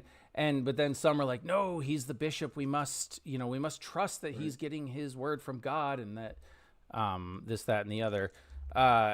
So I will make note of which, as I overhear a conversation, I'm going to make note of which one believes this bishop is giving false strategic guidance toward the Lord. Mm-hmm. And when I have a chance, I will approach the Lord. This not the one who believes they should be listening to the bishop, but the other one. Yeah. And sure. I will approach this gentleman, and I will introduce, and I will make sure I kind of clean myself up the best I can, and I'll make sure he can see my rings, and that I am pretty prestigious character. Sure, yeah. I will approach him and say, I am new to Northwich, but I bring news that your Lord may be interested to hear, and I could not help but overhear your argument with the other gentleman. I believe you are in dire straits here. You have been set up, I believe, for an easy pickings by the Northmen. And he's kind of taken aback at how suddenly this stranger, kind of just approached him and started talking to him. But he laughs a little bit, and he just motions to the wall, to the huge, thick, like, stone wall, and he's like, "No, the Northmen, they won't breach that. We're not worried about the city falling to the Northmen. However, their disruption of trade has been, that's another matter." So you get the impression this guy might be a merchant as well. Right. Yeah. There are many ways to bring down a city than just breaching the walls, as you may not know as well as I. There are also ways of making these walls easier to breach, but again, those are things we aren't privy to. But there's definitely something afoot here, as I have witnessed Vikings on the road, and I have witnessed Commander Aelwulf's cavalry engage them. And if what I heard you say is true, that they are sending the armies to the south, that is ill. That is ill news indeed for you, and for your economy. Yeah. He kind of like snaps his fingers and motions, and somebody comes over, a younger man, not quite as well dressed as him, and he says, "Bjork, go check out the rumors that this man says. See if you can find any indication of Northmen raiding this close to the city." And then he motions to who looked like maybe like a merchant's guard or whatever, and he says, "Prepare the wagons. We're gonna leave at first light. If what you say is true," and he turns back to you, then perhaps it may not be best where do to you get into go the at city. first light, may I ask? Well, I suppose I will head south, and I've been meaning to make a return trip to Francia. Perhaps I will head there. Are you sure that the Northmen have made it this far south? Last I heard, they were content raiding and pillaging Ireland to the north. No, they are indeed. We have heard horns. We have seen an altercation along the roads just not far south from here. I don't know how far we traveled, an hour, 2 hours, whatever. Yeah. But well, close enough to the 2 city. hours south of Yeah, here, that's correct. alarming. Yeah. And I do not know what road you plan on taking, but I suggest it be northeast, not northwest. I mean southeast, not southwest, as they appear to be in the southwest region. And then I would ask that could I pay passage to ride with you? Oh, okay. And I do not. My business here is done. And as I say that, I take a deep breath, feeling better. Thinking maybe I have already been cured by Right. Bishop Aethelwald. I'm not certain, Sure. but thinking my business to find Bishop Aethelwald was solely to heal myself. Yeah. So at this point, I'm thinking I may be lucky enough that it has happened. I don't know, but I want to. My business here is done. Well, you know what? I want you to make a luck roll for me, please. Luck roll? Yes. Let me see if I have luck. I think I had spent one of my. Yeah, my luck now is +1. All right. 12. 11 plus 1, 12. So not a crit, but a total of 12. Wow. Okay. So then, in that case, yes, the merchant will look to you and he'll say, yes, I suppose that could be arranged. You have coin or passage, I assume. Indeed, and greater than that, I can help establish for your trade. What is it you trade in, sir? I am a merchant of spices myself. Spices, and his eyes light up at that. He says, "No, I do not. I do not. But for now, and I'll trade in spices. I'll suck my pinky finger on my left hand and loosen the ring, and slide a silver ring off. And say, but for now, the silver ring should buy me passage among your troop. And he takes it. He kind of bites down on it just to a little bit. And he says, yes, absolutely. We will leave it at first light. So be prepared, be ready. We will, and there's really, the only way that he can get in or out of the city is through the main gate. And he looks rather troubled, and he's like, hopefully that mob will be cleared out by the morning. And he's literally, he's like starting to itch, like he just can imagine like, how dirty it'll be walking through them. Yeah. But he says, yes, so stay close. And you would actually, it's not that late into the evening yet. It would probably be time for people would have already supped, and they would probably be sort of on their first sleep cycle, right? And then so it's late. But are you intending to try to find, say, an inn close by, or what would you I will, like to do at this point? Again, or do you continue want to ingratiate myself? Where is it that you stay, sir? I will stay where you stay. Very well, and he kind of points, and he says it is it's a bit of a humble place, the Fisherman's Rest, and you can see it's like the sign outside, right? It's got a fisherman, and he's kind of leaning up against a barrel with his pole and his fish and whatever. If you knew of my journey to get here, that is grand compared to what I have endured the last week, 2 weeks. Oh, well, why don't you tell me all about it then? Let's go in and have a drink. Yeah, and I will. I'll regale him over. I'll purchase food for us both, some wine, ale, and I will tell him of my business. I will share with him, the unfortunate treatment I received at Dredgewater, and that I fear Northwich and Dredgewater may soon be at war, if not Northwich being set up for an easy invasion. They may be planning something against Dredgewater, and so I recommend we head. And so I'll tell him all of this, and I recommend that we head southeast, opposite Dredge, toward Howard Town, and then further south to London, and eventually right where I would be able to supply you with spice inventory for your future. So I'll tell him the whole story about having to escape Dredgewater, or having been wrongfully accused. I will tell him. I won't tell him about Yami. I won't tell him about the girl. I'll tell him though that we had to escape and that we had to hike in, and what we saw on the way. Yeah. And so before I switch back to Brother Boethus, when you mention that you fear that Northich and Dredgetown will have some sort of conflict, he looks really like shocked at that. Like, why the heck would you even say that's ridiculous?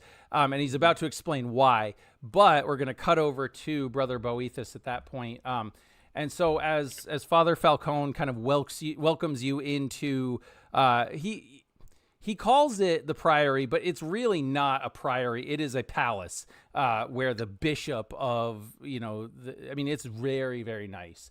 He's ingratiated himself to the accoutrement that his station allows. A place more befitting a father of his stature. And the Lord knew what he was doing by getting him out of the pitiful dredge water and setting him up in this. Yeah. The Lord is wise, and all wisdom has led our roads has led us both here, right? And I say that kind of dropping that like, looking for the affirmative on that, Oh yeah. He'll nod. And then I'll glance over and look for the tub to bathe in. Well, set up a time for His grace to have a one-on-one. Yeah, he'll say that he'll look to you and he'll say, "I know you are eager to cleanse the travails and the pains of your travel, but you are trusted. That is why I entrusted you with the mission that I did, and I need to gain some of your information now. Things are afoot that if we don't take action quickly, well, it could turn everything against us. So if you will, please please tell me, answer my questions, and then you can take your bath." Okay, I see his eagerness or whatever like that, and I kind of look down at myself, and because I can just imagine, filth crawling on me, you know what I mean? Yeah.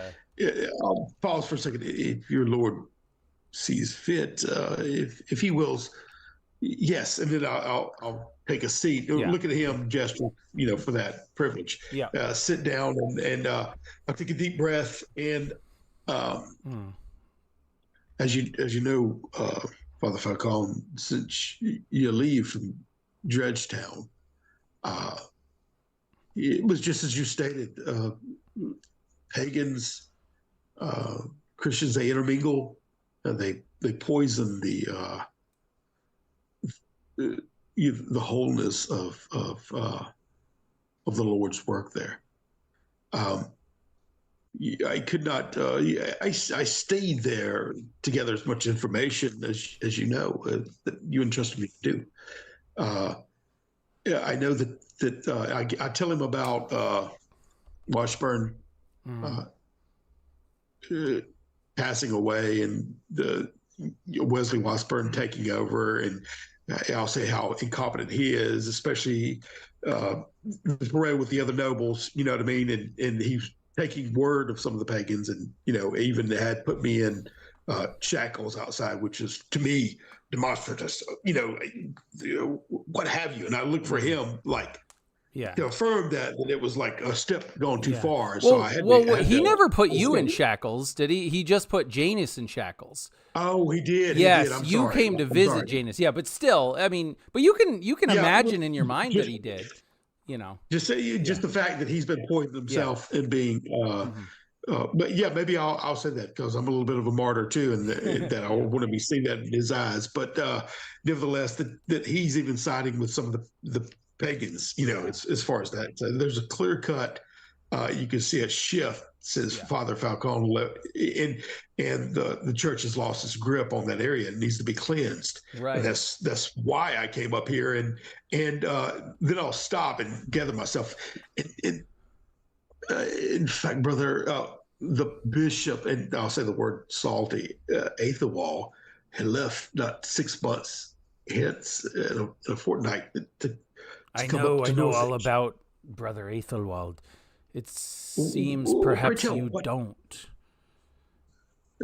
No, neither do Lord Wishler Washburn. I ingratiated him to give give me to empower me to come up here to speak with you. And I have. I look around almost for my pigeon. I was going to send word back to him. At least that was what I had told him, and let him know of the bishop's condition. But I know not what happened to him. Condition? The bishop was killed as an apostate, crucified. You don't. I'll back up and get wide-eyed. You don't say, and I'll smile a little bit and say, finally, the Lord saw fit to give him his much needed deserves. An apostate, you say, as he was. And pray tell, Father, how did you get back? I thought from my last word, I thought in our last correspondence, I thought you were in Ireland. I had been sent to Ireland.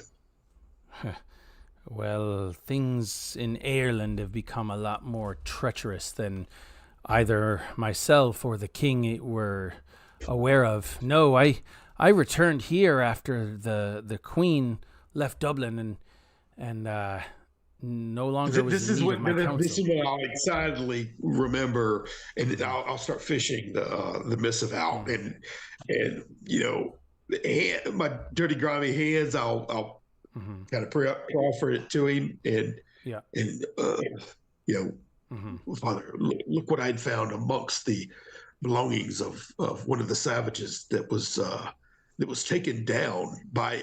I came up here with a found passage with a merchant, Janus. I believe he's outside the gates, as it were right now. But his man, he had some beastly man that took down one of the savages, and I found this laying the impression of his in the mud and muck, and fished it out. I did not. No one has seen it since.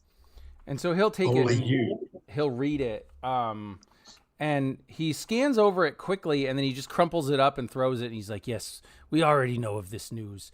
The queen has beseeched her father for help with the Northmen, and I will say he almost complied if it was not for his son,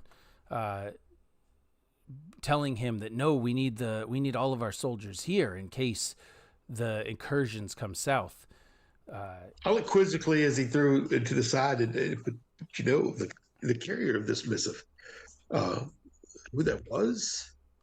No, that is beneath me. I have no idea which pagans would be carrying missives or not, but he probably came from Ireland and probably deserved the death that he received. You know more than I, Father. Father, what would you you suggest we do? What is your next move? Shall we do nothing for the pagan incursion? Listen, God's plan for you has been revealed to me, and I will now reveal it to you. You are special, eagerly and you have skills that are most needed. Now, tell me, when you left, who was in charge of the church? Who was carrying on the ministry of our Christian brothers and sisters down there? That I believe that little squire, Henry. I believe he's but a child. I think Aethelwald put him. Aethelwald's protege. Very well. Yes. Yeah. He says, and when you left, as far as you knew, he was still there. Did he seem to carry the same influence that lying apostate did? Well, as you say, he was his protege, and he does carry the same. There was not so much weight. He is a bit lost in his way, still searching, still finding, still perhaps manipulative, or perhaps able to, be convinced otherwise. I don't know. I don't know. I don't much care for the lad. I kept it at a distance. He was not somebody I would rather Yeah. hang So out with. he thinks about it for a minute, and he takes a big sip of, presumably wine, right, from a big flagon, and he But he does have the Lord's ear. yeah, and so then he kind of looks back to you and he says, no, events have made it so we no longer have the time that we did. No, you, Brother Boethus, must return to Dredgetown, and I believe it is time for the young Henry to have a more intimate meeting with God. And that, that means, that was code word for you get to use your little stabby. Oh, I know. Oh, yeah. And so But- he says, by destabilizing that church, the Christians will have to look to a figure that can take over. And with the news that that the Vikings are planning, or the Danes are planning their raids, well, where do you think they will look? North. We have an opportunity. You have an opportunity, in fact, if you were to. And he starts writing out something on a piece of paper, and he or parchment, and he hands it to you, and he says, if you were to have the blessing of a certain influential bishop appointing you the leader of the faithful down in Dredgewater, who could stand against that? Who would stand against that? Okay, when he first said return to Dredgewater, I winced a little bit, probably noticeably. And then when as his plan unfolds, I can envision that he was, and I say, so set your protege up in Dredgewater and strengthen our base, because as now the pagans intermingle with us there could be spies and sources to undermine our strength in the area. The Christian strength needs to be reinforced. And then I grab a hold of the cross and hold it, and I say, yes, I do see the wisdom in this, and perhaps is there no chance for the young Henry, detestable as he is sometimes with his antics? Do you think he will still hold fast? Can he not be convinced and converted to the true way? Oh, no, he must be given the reward of returning to the kingdom of heaven, just like his master Aethelwald did. He is too much of he's been influenced too much by the apostasy of the so-called Saint of Dredgewater. And then he's about to say something more, and there's a loud knock on the door, and like a messenger comes in. And he's like, "Oh, Your Grace, I have news. It's of most importance." And at first he seems really annoyed, but then he realizes, like, oh gosh, okay, if he's actually bothering me now, it must be important. But we're gonna shift back to Janus for just a minute, because Janus, you will have been sitting, drinking, talking, having a good time with the merchant, and all of a sudden, there is a bit of a commotion in the tavern, and somebody's like, quiet down. No, tell us again what it was that you just said. And they said, well, we just got the news. It seems that, our great King Osbert is now a grandfather. His daughter to the south has given birth, it seems. And they kind of give a cheer, and from what I hear, it's a strapping young lad. So the Osbert the Osbert lineage will continue even even in those wild lands to the south. And they're like, oh, okay. They seem to like the king enough up here. I look across the table at. Have I learned his name during our conversation at dinner? Yeah. So you would have his name is Senric, Cenric. Yeah, Senric. I look across the table. Well, Senric, that should end any worries about them waging war with Dredgewater. So I was not worried. That might end that bit of a rumor, that bit of a fear that Lord Washburn had, that he might well be in trouble with King Osbert. So that is good news. However, as we know, this is the season of raiding. This is Viking. So I do believe there's still something afoot here. Oh yes, I have no doubt that the Lord has his eye turned to the north, but it is his son, and he kind of looks around to make sure nobody's can really overhear him. He says, "That bastard Aelfeld, or Aufeld, or whatever. I don't know how to pronounce it, but I'm going to say Aelfeld. Offeld. Yeah, Aelfeld, he's yeah. pretty Offeld if you think about it. He's awful. Yes, Awful with a D. Yeah, he's a cruel, tyrannical man.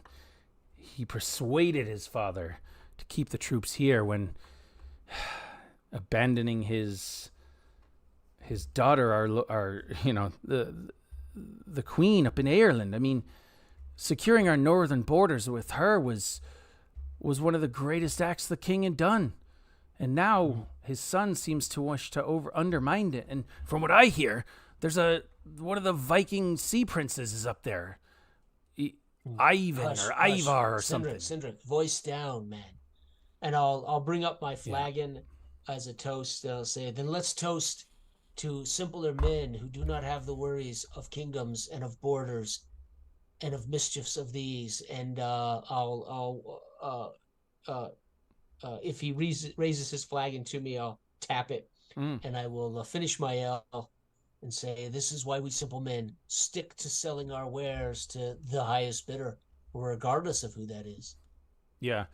And he will toast you, but he seems rather melancholy as he says, alas, if but we truly were simple men who had simple concerns, but of course the concerns of kings somehow end up becoming the concerns of ours as well. Borders shift, alliances shift, and all of a sudden we are adrift where we used to be strong. And this is true, but I've traveled many a quarter of this world. I've seen much in my days, and I tell you, most people want the same, regardless of who is in charge: peace, shelter, some understanding that God is on their side and looking out for them. We, in our small way, do what we can when we can, but let us not engage in these greater political affairs. It is not for us, Senric. You are quite right. And he'll hold up, his flagon as another toast, and I think, to our friendship, Senric, and may we make lots of silver together. And I'll profitable friendships, my favorite kind, huh? Right. And so I think we'll shift quickly back over to Brother Boethus. You see the messenger hand the bishop a parchment, right? And he reads it, and as he's reading it, his face is getting just darker and darker and angrier. And then he basically crumples up this parchment, he throws it, and then he swigs down the last of the wine that he was drinking, and he throws his goblet. I mean, this is like an ornate silver thing, right? Throws it against the wall in frustration, and he says, this changes everything. And then he looks and he's like, God, why is it that you always put these obstacles in my path? Please show me the way. And then we're going to shift away from Northwich City to the road several days south where Yami and the young woman are trying to make their way back to the south. And I'm going to end it here, but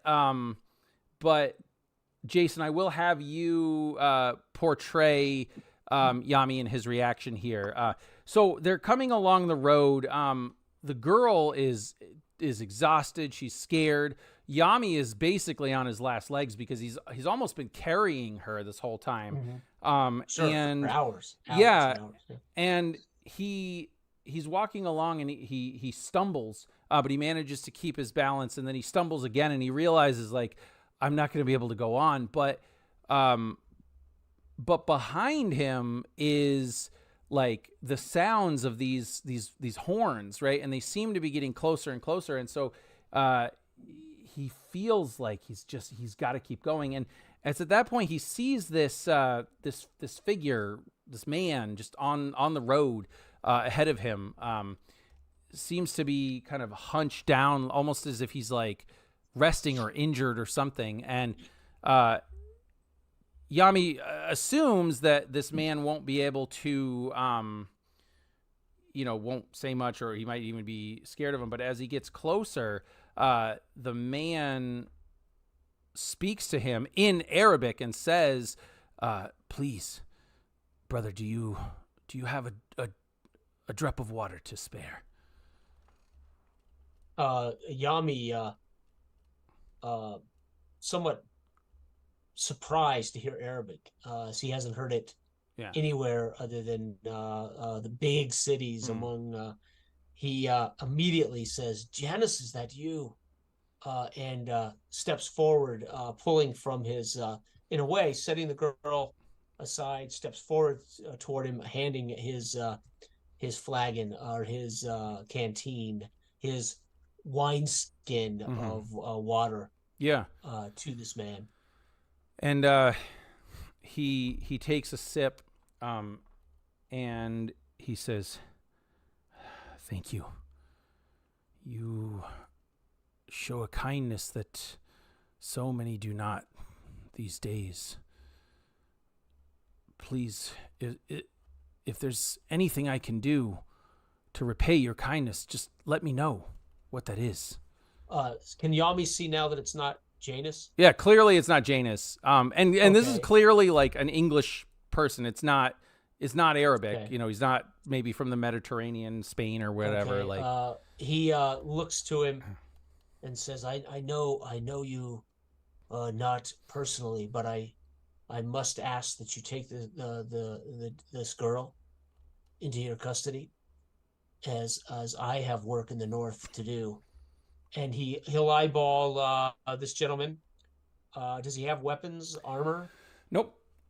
He's in tattered rags. He seems to have like a stick that he might have been using to walk, but all right. He pulls back his robes and pulls a dagger, the dagger he got. The guy holds up his hand. No. You do not need protection for the girl. And he says, he pauses for a moment and he says, that girl does not need my protection. She already has the protection of the Lord, but I will not be able to take her into my charge, for I'm not much longer. And he starts to falter. It's almost as if his words are he's having trouble speaking. I will not be here much longer. You are charged now with taking care of this girl. But I will give you this. And he starts to say a prayer to him, a prayer basically, Heavenly Father and the archangels, watch over this man, protect him and this young woman in their travels. Please allow them to, bask in your glory and to see your light and hear your word and whatever. And then, and what's amazing is that the girl seems to understand what this guy is saying just as well as Yami does. Okay. And because she drops to her knees, because he'd put her down, and she kind of gets to her knees, and she's holding her hands, praying and speaking in whatever language he can't quite understand it. And the man in rags looks to her, and he kind of clasps her hands, and he speaks, and he says, don't worry, my child. You will be fine. Your place in the kingdom of heaven is assured. Do not fear. And she nods and understands what he's saying, but Yami could completely understand it as well. Okay. And so then the man turns back to Yami and he says, God will watch over you. And if you have faith, as I know you do, then someday you will see him in the afterlife as well. And Yami will bow, look back toward the girl, and if they make eye contact, he'll give the girl a smile. Mm-hmm. And with that, feeling a little refreshed, he'll stand. He'll take the girl's hand, and he'll continue to head south. Yeah, and it's as if he was reinvigorated. He seems to have an energy or the constitution of a man who has had a fresh rest and a nice meal and whatever. Right. And I would imagine as maybe he turns back to look to who was this guy, and of course the man is gone. And then I think at that moment, I think Yami would spy off in the distance a host of people, and as they get closer, he would realize these are friendly. These are the soldiers of Dredgetown, the aldermen. It looks like, and he realizes that he's no longer in Northich at this point. He has made it south across the border, and he's into sort of friendly territory again. Or he would hide. He would grab the girl up and get off the main road and hide among the bushes. Yeah. As last time he was here, he was in the stocks. Yes. And he'll be thinking about heading east from here as opposed to south. Right. Yes, true. I shouldn't have said familiar territory is what I meant to say. No, but yes. He recognizes the heraldry of these soldiers. Yep. He knows he's in Dredgewater again. Right. Okay. Absolutely. And so he'll hide in the bushes with the girl, and then we'll be headed east from here. Yami would. Yep. Yeah. Yep. And I think with that, the curtain will close. Nice. And nice. We will say the end. But for anybody watching, thank you for tuning in. Keep tuning in to Chalice and Chains if you're watching on YouTube. Yep. And we will also have this in podcast format, so you'll be able to hear that. And with that, everyone, have a great day, a great evening, a great morning, wherever you are, and play some games.